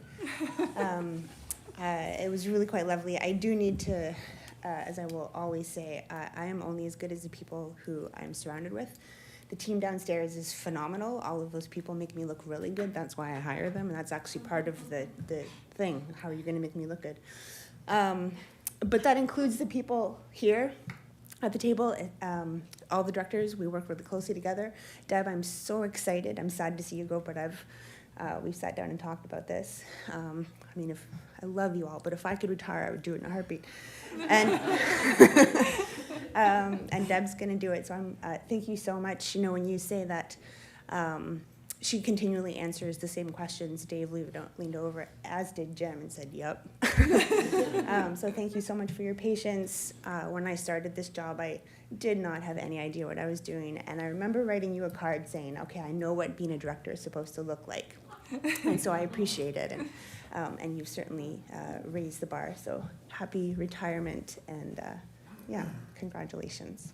Don't come in with a tan. Okay. So here's my report. Just a few highlights. You have it in front of you. I did want to talk a little bit about the Kentful Ravine. We held a session in here just last week with our Indigenous knowledge keeper in the region, Carolyn Landry. And we brought some folks together who have been really passionate and moving the work forward about how are we going to clean up the ravine, how are we going to handle the invasive species. And that conversation was really an opportunity for us to decide how we're actually going to work together, and then from a lens of reconciliation and two-eyed seeing, we can't move forward in good faith with this feeling of guilt, with this feeling of blame, all of these things. And so things only work when you move forward with love, and that was the premise of that. So we will be moving forward together with that notion, continually having conversation, and it was quite lovely, and I really appreciated it. Within our recreation center, we are getting a new accessible door. We're hoping by the new year, so that's quite excited. That's for the lower recreation center. You'll see a lot more happening in there, but that is something that we're quite excited about. We've also done a few renovations in the New Horizons building so that they are more accessible as well. Thanks to the members for constantly giving us feedback. It's the only way that we learn. Community outreach, I can't say enough about the Holidays Festival. Excuse me, and thanks to Ashley Sheffield and Nick Gerard, who managed to make the magic happen and get the tree up, which was no small feat this year. Excuse me. And a huge congratulations to Lindsay Young and the team from KBC, along with the Kentful Police Service. It's a huge team event, especially for something as successful as that. So thank you to everybody. November 30th, our department held our annual community partner gathering. So if you remember, I've presented on this before, and this is a chance for us to pull in our community partners, celebrate them. You're doing amazing work. It's really with the not-for-profit organizations. And this year we kind of handed it over to our new active living community coordinator, Becca Craik, and our community EDI specialist through sport. I always get his title wrong, but you get it. Grayson Titcomb, and they did a fantastic job. And they were really gracious in giving us lots of feedback about how we can make the sport and recreation system more accessible. So Grayson and Becca will both be working on that moving forward. And I've said this time and time again, we don't work without our partners. They help us achieve big things. Under the accessibility committee, we met on December 1st. It was a big meeting. It was kind of a chance to take a breath, check in, figure out how we're going to move forward. Our strategy, though we're still in the middle of moving it forward, it's actually up for renewal next year, according to the province. So we talked about that. We talked a lot about the anti-racism action plan. So now that we've signed the charter, we have a responsibility to do that. So we talked a little bit about that and how that piece will become an inserted document within the action plan. It will go to the committee for approval, and then it will come here for council. to see. We began the process of looking at our priority actions. So again, going through each of the deliverables that the province will be requiring of us, making sure that we're hitting the mark. Our next meeting, we're decided to focus on transportation, which is a really big one. On that note, we had Director Bell come in and bravely sat in front of the committee and told us all the ways that we make decisions around sidewalk and road and all those different pieces, and got a lot of feedback on that, and we have a lot of work under our belt, but thank you so much, Dave, for coming in. That was great. And then the committee also reviewed a letter from the province that acknowledges that the Kentville Bridge requires lighting. So that is a really big piece, big win for the committee, and they're quite excited about that. Yeah, it was good to be able to celebrate something. And that's my report. All right, thank you very much. Are there any questions for the director with regards to this report? Deputy Mayor. Thank you, Worship. It's not a question, it's just a comment about the Kentville Ravine. And when you talk about having, all the community stakeholders come in particular Carolyn Landry, and looking at it from a different lens, I really like that. I really like that. I think that's really cool, and I think it's really positive for that area of Kentville. So, yeah, I just wanted to say thank you for that. Well, thank you for a lot of things, but in particular, thank you for that. Yeah, I think Carolyn's really good at reminding us that even what we would consider disasters are moments in nature. Yeah. And all of those things provide opportunity for They do. learning, for growth, for doing the right thing. And in fact, that's what we're naming our next step is, what is the next right thing? And then from there, we do the next right thing. And that's all anybody can ask of us. Absolutely. Well, that's great. Thank you. All right, Director, just for a note, I saw Grayson's photo in the Nova Scotia Sports Quarterly this weekend, so I know that guy. Yeah. It's cool. So, yeah, it is very much so. Again, I will congratulate you on your Queen's Jubilee Medal, and you have another report for us, Homeless No More engagement. I do. So, thank you. This is a quick overview. If you remember, in October 24th, at whatever council meeting that was, CC meeting, I had said that we'd had around 40 to 60 organizations that came together, all of which are doing the work of addressing homelessness in this area. It was everyone from government to healthcare to not-for-profit to municipalities, and everybody came together, and it was the opportunity for this movement that we're calling Homeless No More to figure out what are our next steps. So traditionally, that Homeless No More focused on youth, and now that we have some momentum there, we wanted to figure out what needs to happen in order for us to address things. So you heard earlier conversations about the housing crisis. This is talking about the homelessness crisis. And so absolutely the two are linked, two very different views of the same problem. We had, so a few things came out. We focused on the discussion around 4 key points. So it was around the current conditions. So we wanted to know what is it like out there, what's happening right now, what do we know, and then things would be better if, fill in the blank, and then also guidance for the new role of Homeless No More. And what you have in front of you, this document that was part of your package, this is a summation of all of the notes that came out of that. But there's a few things that I do want to highlight. Under the conditions, one of the things that we heard loud and clear is that the systems individuals and institutions operate in is layered with built-in discrimination, racism, inaccessibility, stigma, and a lack of representation among funders or institutional service providers. So there was a clear expression of reimagining and rebuilding the current system. It's kind of one of those things, if we know anything at all, we know that what we're doing isn't working. So we need to kind of have a little bit of a shift. And that was made really clear. What we also learned is that the people who are working in it, the organizations who are working with folks in a state of crisis, they themselves as an organization are in a state of crisis, and they don't necessarily have the capacity to reimagine a system that would work for everybody. And so this was kind of pulled out as to what is the role of Homeless No More, to be able to have that space. And it's really interesting because one of the things that I learned from that table is that having the space to reimagine system change is a place of privilege, isn't it? Because I'm not in a state of crisis the whole time. And so that was talked about as well. We took a look at what is preventing us, the organization, from becoming successful. So access to long-term, multi-year funding, it is if nearly impossible to find core funding for any of these organizations. Organizations that are doing the job and picking up from, in most cases, government, who are falling short on things. And so they're spending so much of their time trying to find ways just to keep their doors open while working with people in a state of crisis. The pandemic has, of course, exploded this situation, and it's something there. So even having people in place to continually write grants so that they can keep their doors open, that's another piece that is really helpful. Equity for our clients, I'm sure we've talked about this here, but equity is defined as fairness. They just want a fair chance. They want their clients to have a fair chance, and this goes back to the original comments about how they feel that there's discrimination within the systems. Excuse me, staff capacity and supports. Again, they just don't have, much like all of us are feeling, they don't have enough people to meet the demand, and the demand is growing. We heard about it with the lack of housing, and it's creating an increased pressure on the already strained organizations. And then the last one they talked about was understanding from government policymakers and community members. They don't feel that their voice is being heard. They don't feel that we're making the policy decisions that positively impact the work that they're doing.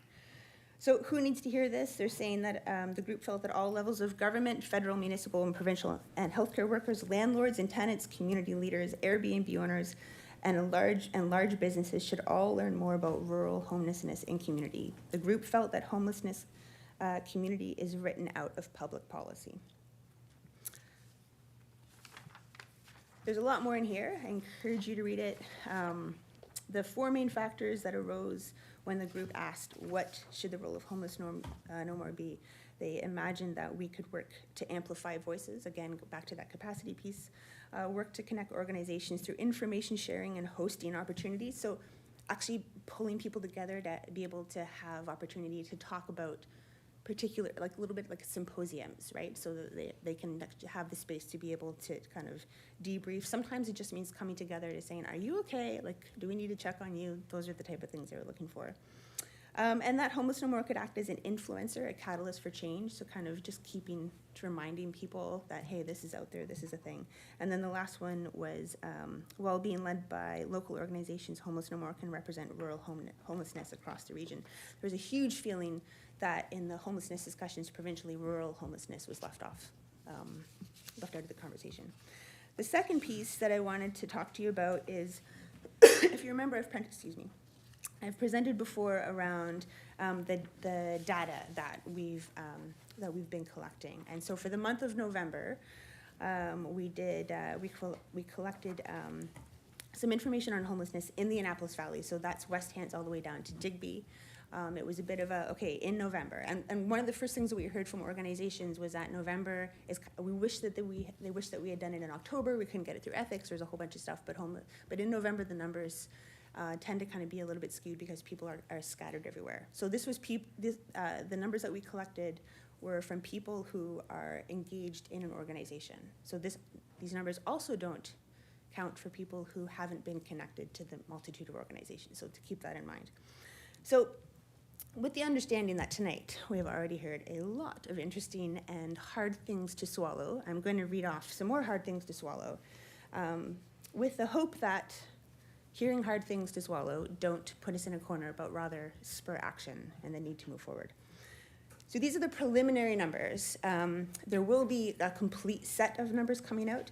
It shouldn't move that much. It's more that there may be some duplications, but this is in general, is what we're being told right now. So the current amount of individuals in the valley that are experiencing homelessness is 230. Of the 230, 99 are provisionally accommodated, 53 are at risk of homelessness, 32 are emergency sheltered, and 32 are unsheltered. Over 50% of the individuals reported reside in Kings County, and 118 of those individuals are accessing support services in the town of Kentville. 98 of the individuals are known to have children, with only 35 of those individuals receiving child tax benefits. Of the individuals, 20 are known to be experiencing sexual exploitation, 14 criminal exploitation, and 9 are experiencing unpaid labor. Again, this is people reporting this to the people who are recording it for them. 18 are in or returning to an abusive relationship, 184 of the individuals reported that the high cost of rent is a barrier to accessing housing, followed by 167 expressing there are poor housing options available to them. In terms of assets, 122 individuals are noted to have community connects as positive support. 60 have access to reliable transportation, with 108 having access to a primary care or family doctor. So these are just the numbers. We're going to be pulling from the various quotes and kind of first-person voice, and so there will be a more in-depth document that comes out, but I think it's really important that we understand the face of homelessness in our region. At the same time, there is data being collected in the Annapolis, at the same time as our data is being collected, the province is also conducting data. There is a link on this report that I sent you. I encourage you to take a look, answer any questions if you have. What we're doing right now is trying to get our data counted in that data so that the province is aware of what is happening in rural Nova Scotia, specifically in the Annapolis Valley. Yeah, that's my report. Oh, It's a lot. wow. Okay, well, thank you so very much for that report, and Deputy Mayor has a question for you. I have a question. Thank you, Your Worship. So, the 230 people that are reported, there potentially could be more, probably? Maybe? Yes. Okay. The 32 that are unsheltered, when you say that they're unsheltered, does that mean that they literally have nowhere to sleep at night? That's what that means. Yes, so as an example, we have folks that are sleeping in various shelters in our parks. Right now, we have people sleeping in tents. They're moving around because they're cold, but they have no shelter to go to. And it also means, in some cases, it means because the shelter is currently full that exists here. So they don't have a place to go.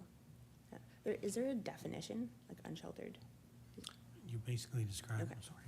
I'm sorry. Sorry. Basically described it, and part of what you've got is, we have, many folks are not necessarily connected to any organization. So, what happens is, in this case here, the count was able to capture this, but to your question, there's undoubtedly a bigger number than that.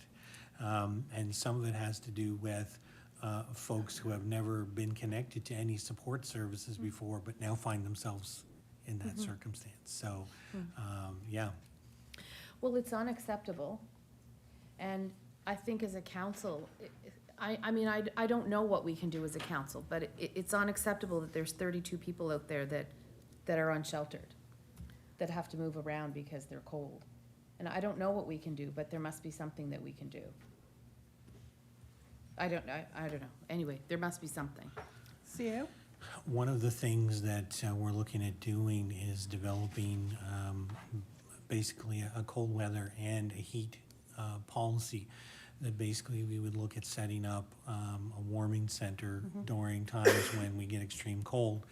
While it offers an individual an opportunity to kind of get out of the cold, but it also offers us an opportunity for some of those service providers to be here and connect with folks. And if nothing else, to share information, whether it's everything from a hot cup of coffee to just a place where you can kind of be out of the stress of being in that moment all the time. So there is a lot of good folks working with the town around this, and we have a lot of service providers who want to engage in it. So we're looking to move that work forward as quick as possible. Okay, thank you. If I may add to that as well, our department specifically is working to secure funding to do some community crisis outreach as well. So folks who are unsheltered and are living out there have trained people to go and talk to them and check in and make sure that they have what they need, to get them counted and connected. But I think it's also okay to be really angry. Yeah. Councillor York? Thank you. Of the 230 known individuals, you've outlined that 98 are known to have children. Are those children captured in that 230 number? Or is it 230 plus an unknown amount of children as well? So I'm reading the words that I took specifically. So individuals are counted, so I'm assuming that they're counted in there. Yes, Okay, yes, thank but you. I can confirm that. If you, Well, if you don't mind.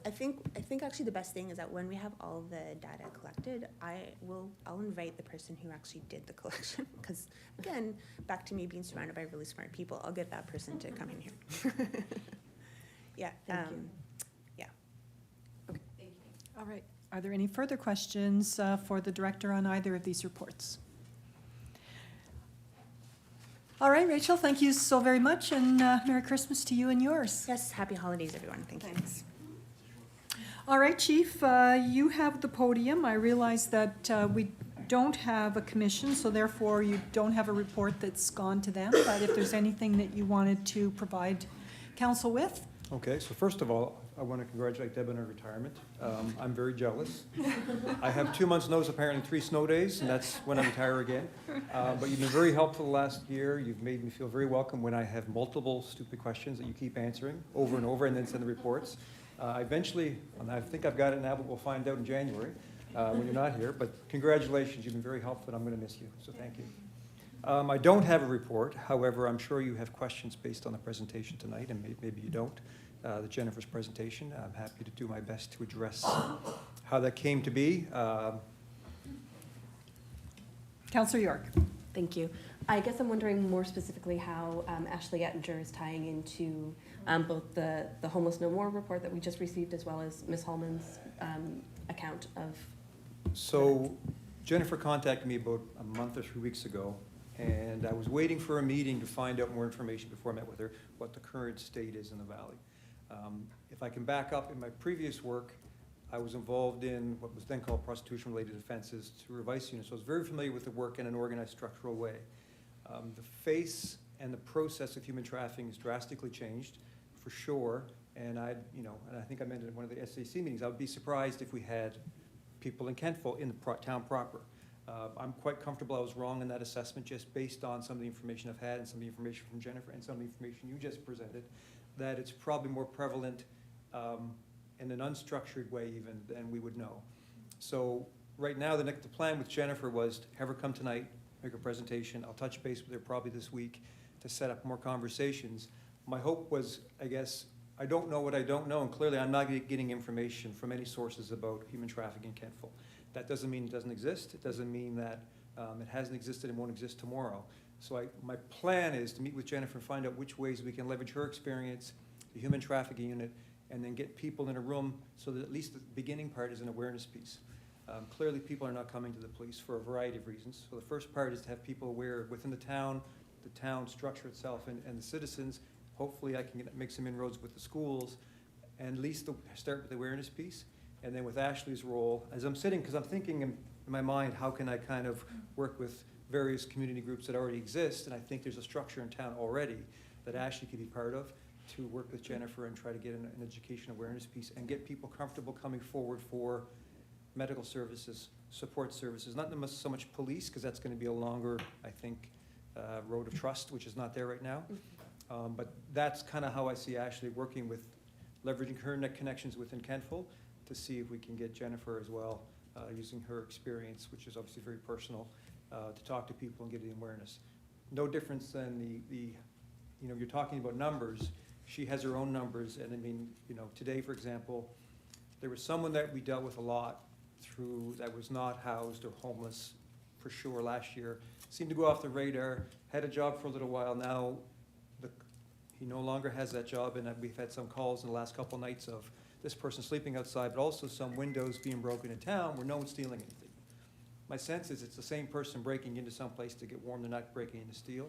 But that's what Ashley's job is, and Ken Reed's job is today, was to go try to reach out with this person and go, can we help you with what you need? Housing and homelessness is obviously a huge issue that we're not going to solve tonight, and Ashley's certainly not going to solve it on her own. But yeah, they're definitely connected with that. Thank you. Councillor Gerard. Thank you, Worship.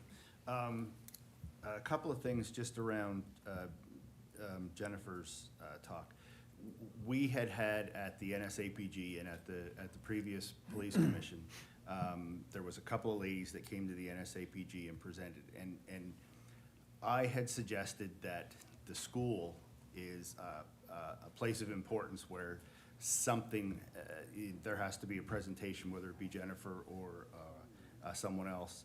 And then COVID hit, and that didn't happen. So have you talked to the school to see, because the person I talked to was iffy on whether the school would be receptive, and the reason I think it's very important, and maybe the stats have changed, but when we got the presentation at NSAPG, 70%, or at that time, of the trafficking was being done by someone they knew, a brother, a boyfriend, an uncle, which to me is alarming, because you think sex trafficking or human trafficking, you know, a van pulls up and someone you don't know, and it's not that at all. You're most risk in a lot of areas from someone you know. Like, that's where all your violence comes, mostly from Yeah. someone you know.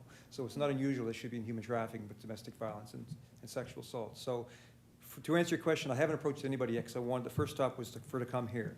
I would like to do it a bit of a strategy, so that if I can get her in the schools, have the human trafficking unit there from a provincial lens, and then some information for people. Because there's information, I have some there from HRM, which is a pretty good site, and Toronto Metro has distributed a fair bit, is so people have an awareness, whether they're teachers or assistants at the school or parents, what do you look for in your kids? So there's actually material to have, and go, what am I looking for as a sign? And then if I see something, who do I contact? Maybe it's not the police, right? Maybe it's the hospital, maybe it's your family doctor, maybe it's somebody else. But I want to have a bit of a strategy, so that it's not just information pushed to somebody, but it's also information pushed within a framework of what can we do if we find some information that seems a bit odd, who can I talk to? And I don't think I'm going to have a problem getting them in schools, but who knows? I mean, schools are very difficult sometimes, depending on the message. And the message has to be crafted for the audience. So you wouldn't have the same message in the high school as you would in the junior high or elementary school. And it probably wouldn't go to, probably below grade 6, I wouldn't think anyway. But certainly grade 6 and above, kids should be hearing the messaging. And people will know people. It's clear, like it goes on here for sure. It's just a matter of getting awareness and coming up with a bit of a strategy how to get people to get the support they need. And the investigative piece comes second, for sure. Thank you. Deputy Mayor. Thank you, Worship. My question's a little bit more fluffy. So Gary and Crystal talked tonight about 6,400 more residents required in the Annapolis Valley to reach affordability, and then there was the comment made about that we have land in Kentville. So if we look at Kentville expanding, as we hope it does over the ensuing 5 years, like, what does that look like for your force? It's hard to say. So, I mean, obviously, I've said before, most of the calls we have are involving mental illness, addiction, homelessness. Okay. Those that are most vulnerable. So that, and I don't expect that to change even if you added more people. Right. Especially if you're adding more people that are in houses with jobs and support networks, so they don't quite in contact with the police. Right. So I think initially, if you added 1,000 more people, I don't know if anything would change depending on the people Okay. and their specific circumstances. I don't know what the impact would be on housing then, right? So if you added 1,000 more people, what would the impact on who's then pushed out of a house and no longer has a house? Right, I think that's a bigger risk, to be honest, than Okay. crime. There's always going to be domestic violence, unfortunately, and impaired driving and assaults that come with people. But I think an analysis had to be done really in earnest about the calls for service we get, but also talking to those that provide services, is what they see the increase on things based on things that we don't even see as police. So, yeah, the simple answer is at some point there'd probably be more staff. What that staff would look like, I'm not quite sure. It may be more police officers, it may be more support staff. It could be more civilian staff. Well, I'm happy to hear the community navigator position is being extended at the very least until March, and I certainly hope it gets extended long beyond that, so. I do too. Yeah, thank you, thanks. So anything further for the chief? Chief, thank you very much. Thank you. Merry Christmas. Merry Christmas. And Director Bell, you're up next. Next. Firstly, I guess, thank you, Mayor and Council. Good evening. Much like Jim and Rachel, congratulations and a big thank you to Deb. She'll get some well-deserved time with her grandkids and which she loves to spend time with, and we'll miss her greatly. I only had the last 3 years, I guess, or 3.5 years or so to learn from Deb, but I've learned a great deal about, municipal government and budgets and the finance side of things. It's been, wish I had 10 more years to learn from you, Deb, but congratulations. Gonna make me cry, I guess. So, my report is fairly short tonight, so, because it is, geez, it's already 8 o'clock, so I will be fairly brief with my report, and I'm sure there'll be some questions. Wanted to start by, I always sort of start with the Kemptville Water Commission, and this is a kind of a, we recently had a water leak, which is no big thing to report, because we have those often this time of year with the temperatures dropping. This one's been an issue that was down on the bottom of Southview Avenue that had been leaking out a water valve for some time now, and with winter getting close, we needed to get that repaired before things started to freeze and cause ice issues at the intersection as this steep street sort of approaches East Main Street. The reason that I mention it again is that its location created some operational repair challenges, and in order to isolate this area for the repair meant everything east of Southview would be without water for up to a day. This included the research station, a fairly large water user typically, the new Miners Landing development with what's in there now, 200 units roughly, Melbourne Avenue, and then the homes along that part of East Main Street. So in order to keep things, the lines pressurized and water customers and domestic service and fire protection, we reached out to the Village of New Minas and to the New Minas Volunteer Fire Department for assistance. Prior to maybe 6 years ago or so, our two water systems were several hundred feet apart, but at the time, I guess I was involved in it when I wore a different hat, but we extended the villages and the town's water system to within about 60 feet of each other, right there at Elderkin Brook, and each line ends with a hydrant.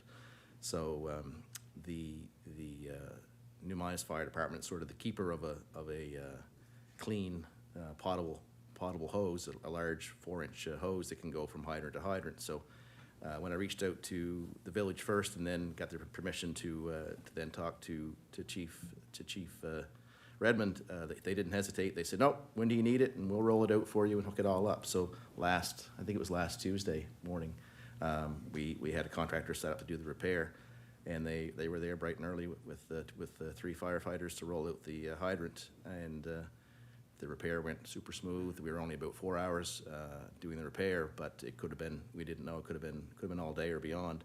So a big thank you goes out to the village and the New Minas Fire Department for their assistance in making this connection go so smoothly, and to Howard Little Excavating for their efficient repair.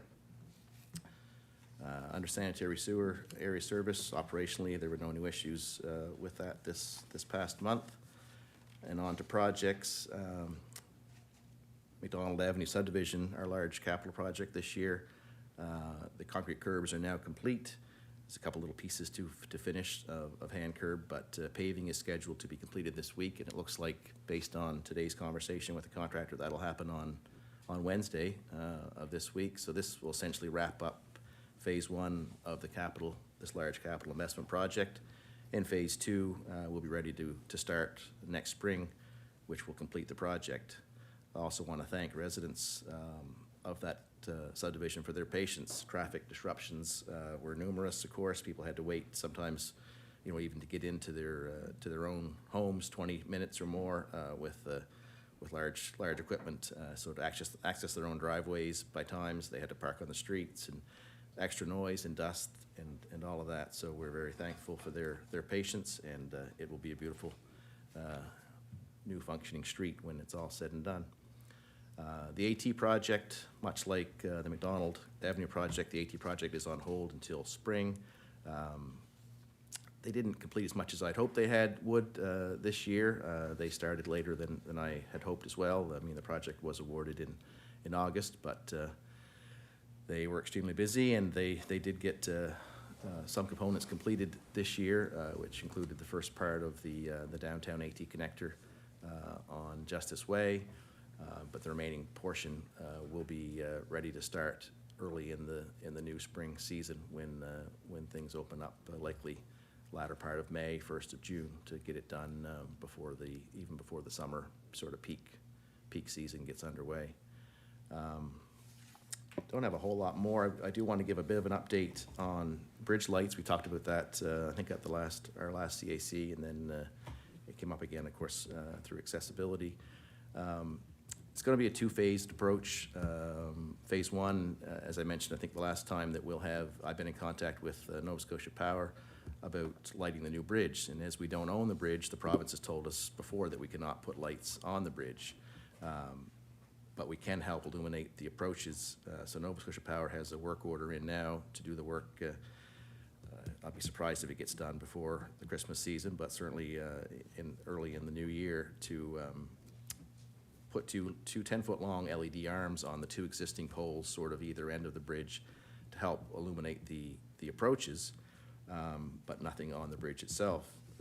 So the CAO reached out a while ago to the province, to the transportation now the Department of Public Works, and we received a letter, I guess via email, back on November the 30th that basically said that they have completed a lighting analysis of the bridge, and it has been identified the need for additional lighting. So no surprise, but we are currently in the planning stages, they write, and anticipate having a design completed in the next few months.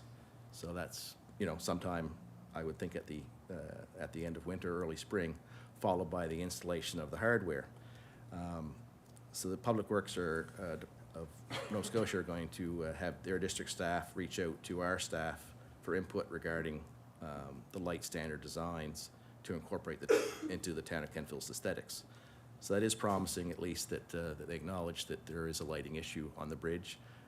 At first I was going to sort of put what we had planned on hold, but with that timeline, I think it's still best to do what we can on the approaches and get that lit prior to what the province does or decides to do, likely not until next spring. Did I miss anything on my report? I think that's about all I had. Yeah, that's my report. All right, Director Bell, thank you very much for that report. And a question from Councillor Gerard. Thank you, Worship. Thank you, Director Bell. Question about the projects that are multi-year projects, especially with the fluctuation in oil prices and stuff that uses a lot of equipment. Do the contractors put in clauses that in case the price of something skyrockets, that they can adjust their price? And conversely, is there something written on our side that says if the price of whatever plummets, that we'll get the better price? I'll use I'll go back to the McDonald Avenue project first. That one we locked in with the contractor. It was a 2-year project when it was over budget. That was tendered to be a 1-year project, but it came in, 1 point something over budget. They, I suspect, purchased everything when they got their prices. Doesn't take into consideration fluctuations in fuel costs, or I guess even labor costs. But I don't, that's a unit price contract, and we will pay those unit prices for a project like McDonald Avenue to complete that next year. The AT is similar. It's a fixed contract price. We pay by the unit, so much per square meter to remove the old sidewalk, or so much to put it back in, so much per linear meter. So I don't, they really don't have any clause that they can come after us for any more money, and likewise, we don't expect any credits either, but it is a fixed price. So Okay. Hope that answered your question. Can I ask? And in regards to the lighting for the bridge, would it help if there's no way to light sort of the center of the bridge, if when they did the poles, they did the high pressure sodium instead of the LEDs? LED. I mean, the LED is a pinpoint specific light, whereas those orange high pressure sodium sort of flood an area. I think they will be LED, although there are some different types, and they are wider beam and wider spread. And I don't pretend to be a lighting expert, but I do know from my talks to the new manager here for our area, he's thinking of a longer arm, but still an LED, wider beam. I'm not sure what the province is thinking when they are doing their design, but I do still suspect anything now is probably going to be low, high efficiency, low use LED lights. Yeah. Thank you. You're welcome. Are there any further questions for the director? All right, Dave, thank you very much, and Merry Christmas, Merry to Christmas. you and yours. Thank you. Merry Christmas, everyone. All right, CAO, your turn. Thank you, Mayor Snow. So we've heard tonight, the budget, we're in a surplus situation. Directors have been working on their 22-23 capital budgets. So all is moving along there. I will say I had conversations today with Property Valuation Services. So probably not to anybody's surprise here, there is going to be a substantive lift in the assessment value, both on residential and commercial this year. Of course, there's also a high percentage of homes are going to be hitting the capped assessment. Now, where that's based on inflation, that number will be up higher than what we've seen in other years as a percentage.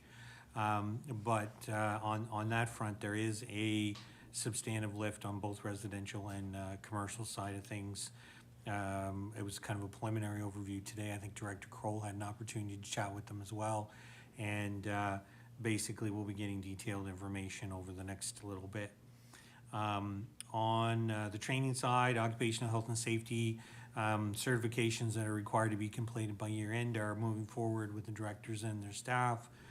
On the human resource side, obviously with the retirement of Director Kroll, the Director of Finance position will be posting as soon as possible.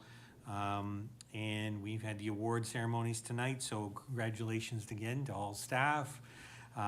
Truly great work, and very happy that we had an opportunity to hold the event tonight. And then with regards to meetings, Inclusion and Access Advisory Committee had a great committee to re-engage. We have some new members, but more importantly, you know, there's a lot of good work that is moving forward as we look at 22-23. Orientation for the new police commission occurred.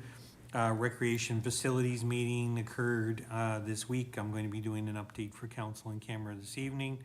Occupational health and safety, a lot of our policy work that through staff and through immediate supervisors is being put together, brought back to the table and updated, or in some cases, complete refreshes on the work. So we're moving along based on the recommendations that were made earlier in the year. And then also had an opportunity this week to meet with the developer on Mee Road as they look forward to the next sets of buildings that they're looking to do there. And that's my update. All right, thank you very much, CAO and Deputy Mayor. Thank you, Your Worship. May I direct? Certainly, please. May I direct directly? Direct directly. Dan, the assessment lift on res and commercial, that percentage, you're suspecting that's going to be higher than what we had in 2021, 2022? Yes, so two things that are at play. Obviously, the capped assessment has an inflationary component to it. So if you recall last year, that assessment was in the 5% range. Yes. So with inflation, it will likely be higher than that. And you will have more houses that that wouldn't have sold because of the uptake in the value. And again, we're still using 2021 data Right. for this, but what you'll have is more houses will be hitting that cap number as well. Exactly. And then, of course, plus all of the new development that goes into the, you know, we're seeing $20+ million worth of permits being pulled year over year. So that is also taking into effect. And plus the development that would have been done in 2019, 2020, the values on those, and you saw some of the charts that you saw around the residential side today, those values are growing quite substantially. So overall, both residential and commercial numbers are way up. So could even exceed 10%? Well, the cap won't exceed that. No, but- not the cap. Oh, absolutely. Growth overall on the residential side Right. is more than 10%. Oh, great, okay. Well, that's a good news story. Yeah. Oh, thank you. Councillor Zabian. Thank you. If I may, through the chair. Certainly. CEO, just wondering, I'm a worrier, I've always been like that, and I'm just wondering with I noticed here you have the update on posting for a director of finance, but could you give us a little information on the planning director, and how come you haven't posted for that? Are we not filling that position? Are we eliminating the position of director? You know, what's happening there? Thank you, Councillor. So, and I think at one of our previous meetings, we had a bit of a discussion around this. we have a need for some technical capacity within essentially both engineering and planning. And so what we're looking to do is to beef up our capacity to be able to address kind of the volume of stuff that's coming through. And then basically we're going to take a look from there and what we're going to need to kind of complete the team. But the first step, and this obviously will be part of this budget, so we'll be coming forward to council, is we are looking at adding a couple of full-time equivalent positions in a number of areas within departments to try and deal with the increased volume of stuff that's coming through. So that's kind of where we're going first. And then we're going to look at the overall structure as we move forward from there. So yeah, thank you for that. I still don't understand. The question is, are we gonna have a planning director, I guess? That's, So the yes, short, yeah, that's what I'm wondering. Is that, that hasn't been decided yet. okay, thank you. All right, are there any further questions for the CAO? All right, we have received our staff reports. They've been presented and are now part of the record of this meeting. Staff, thank you very much for your work over 2022. We truly appreciate everything that you do here, and all the best for the holidays. And please take some time with family, put your feet up, and forget about this place. Thank you, everybody. All right, we have no unfinished business, so CAO, we have 2 matters of correspondence. If you could just give us the highlights, please. Sure, thank you, Mayor Snow. So first we have from Kentville New Horizons Seniors Club, we have a thank you for the grant in which they received. We also have some correspondence with regards to an incident that occurred in September on Prospect Avenue. I can say that this particular incident, I do know that Kentville Police were involved. I had a discussion directly with the chief on this even before receiving this piece of correspondence, and that the concerns with regards to the activity on Prospect Road, I know the police were involved in connection with the individual who wrote this letter. Excellent. Thank you very much, CAO. So we move on to our new business, and this was just put on the agenda this evening, and it's with regards to council expenses. Councillor Zabian, you requested this to be put on the agenda, so I will give you a little bit of time to explain your reasoning. Perfect. Thank you, Mayor Snow. So as you all know, our council budget for expenses are at 3,000. We discussed this back, I believe in October, I guess. There was talk about Councillor Huntley joining FCM, and at that time, a motion was prepared, which we voted on, and I questioned that motion because it was a legal motion saying that we were gonna foot the bill for any FCM travel. And at the time, we were told that that was just a minute for FCM to allow this councillor to be on this committee. But looking back now, of the 3,000, which would be your typical expenses, and I think the FCM trip that Councillor Huntley took with Mayor Snow, I believe that's an additional 3,000, which were allowed. So she's used that 3,000, I think 3,200 that trip cost, and her standing total now is 5,900 after 8 months. So from April 1st until now, which is 8 months of our fiscal year with the town, we're at 58 something, 5,900. And this last trip, which I'm a little surprised, I don't know if the rest of you were aware, but I didn't know about it until somebody showed me a social media post. This trip, obviously the expenses haven't been reported yet, so we can guess, travel to Ottawa, hotel, transportation, all Please of keep those. to the facts, Councillor Zabian. Well, they are facts, Mayor Snow. No, actually, they're not. You do not know how the councillor chose to travel to Okay, Ottawa, okay, or how Mayor Snow, the because you expenses don't were like the paid. questioning, so No. can I speak for a minute, please? I'm asking you to get to your point. You don't like the question. No, you haven't Mayor given us Snow, a you question. sat here on October You have not 24th in given us this a chamber. question. You sat in this chamber and said none of us would be able to travel without permission coming to council. We can put it back on the screen. I don't like things when they're not told properly, and you're now backtracking what you said because you're in the hot seat right now. Counselor, We can go back and watch it, and I encourage anybody at home to go back and watch October 24th's council meeting. You will hear the exact question posed. You will Counselor. hear the response from you. will you please tell us? I am what- telling you, but you cut me off every time I try to make a point. This Because you is- don't like what I'm saying. This is taxpayers' money, and we're now at we're at $6,000 for over an Counselor. 8-month period. That's a fact, and if anybody wants to go online, all the expenses of each counselor are posted. Thank you, I have it Counselor. in my hand. And if you look at section 9 of the report that we received tonight from our finance department, there is $21,000 assigned to council expenses. And the projected amount of expenditure is $21,000. Right, but it's $3,000 per person. That is just the way it's put out on paper, so that there's an equitable amount. However, goodness. if you have no reason to travel because you do not wish to expand your knowledge with the FCM or anything Whoa, else, then perhaps. point of order, Mayor Snow. Point of order on that. Let's not insult You just insulted me. someone, not necessary. That was an insult. I'd like an Ex- apology. Excuse me, we have a point of order. I'm dealing with the point of order first. Wow. Thank you, Councillor Maxwell. There was no insult intended. However, if a member of council does not wish to go on any training experiences or travel, that is not at the decision of the remainder of council. Oh, excuse me, for example, I did not do that training because I was looking after my mother at Grandview Manor.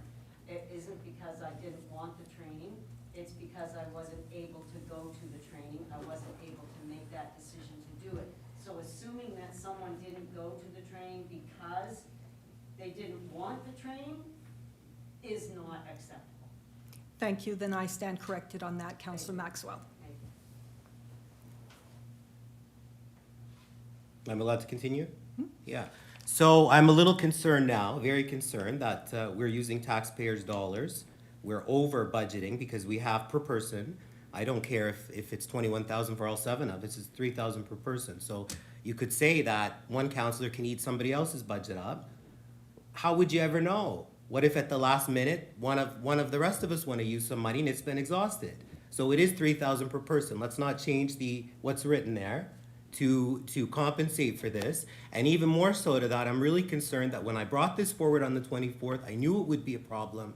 And I took your word that evening and I stopped the argument because I knew it was going to turn volatile. I left it alone. But you clearly told council here, none of us can travel without the permission of council, which I knew was not a fact. But I let you say it. I let it go. We're now in a situation where that's not a fact.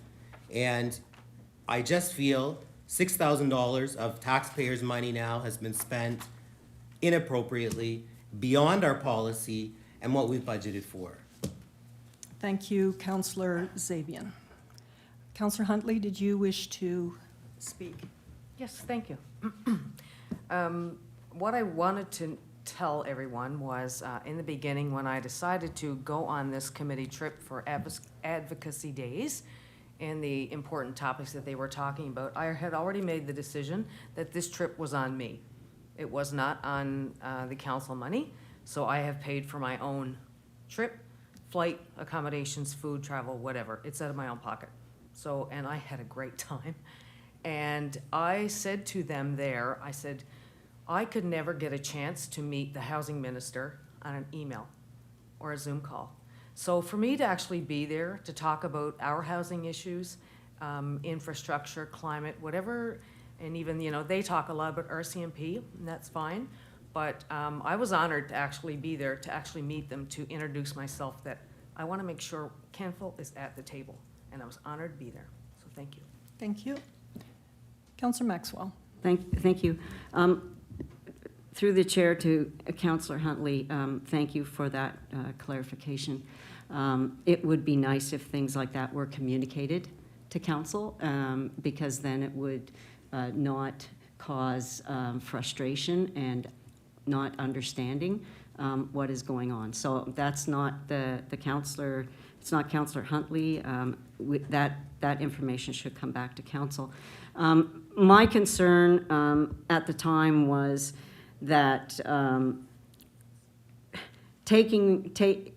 don't spend hardly any money. There's not much there, I think just my cell phone right now, because that's the position that I'm in. But what I don't want to see is other expenses being added to my total. And so if I'm not spending my $3,000, I don't want it to come out that I spent my $3,000 because $3,000 went to somebody else to look after their expenses. That happened before in the first term, and I don't think it's fair to the public to not know exactly how those expenses are being divvied up. So if there's another way that you want to record it, but certainly I have a big objection to my expense account being used for somebody else and it's showing under my name. And that's what I'd like to say. Thank you. Thank you, Councillor Maxwell. I will clarify that your expenses are listed on the Town of Kentville website, and those are your only expenses.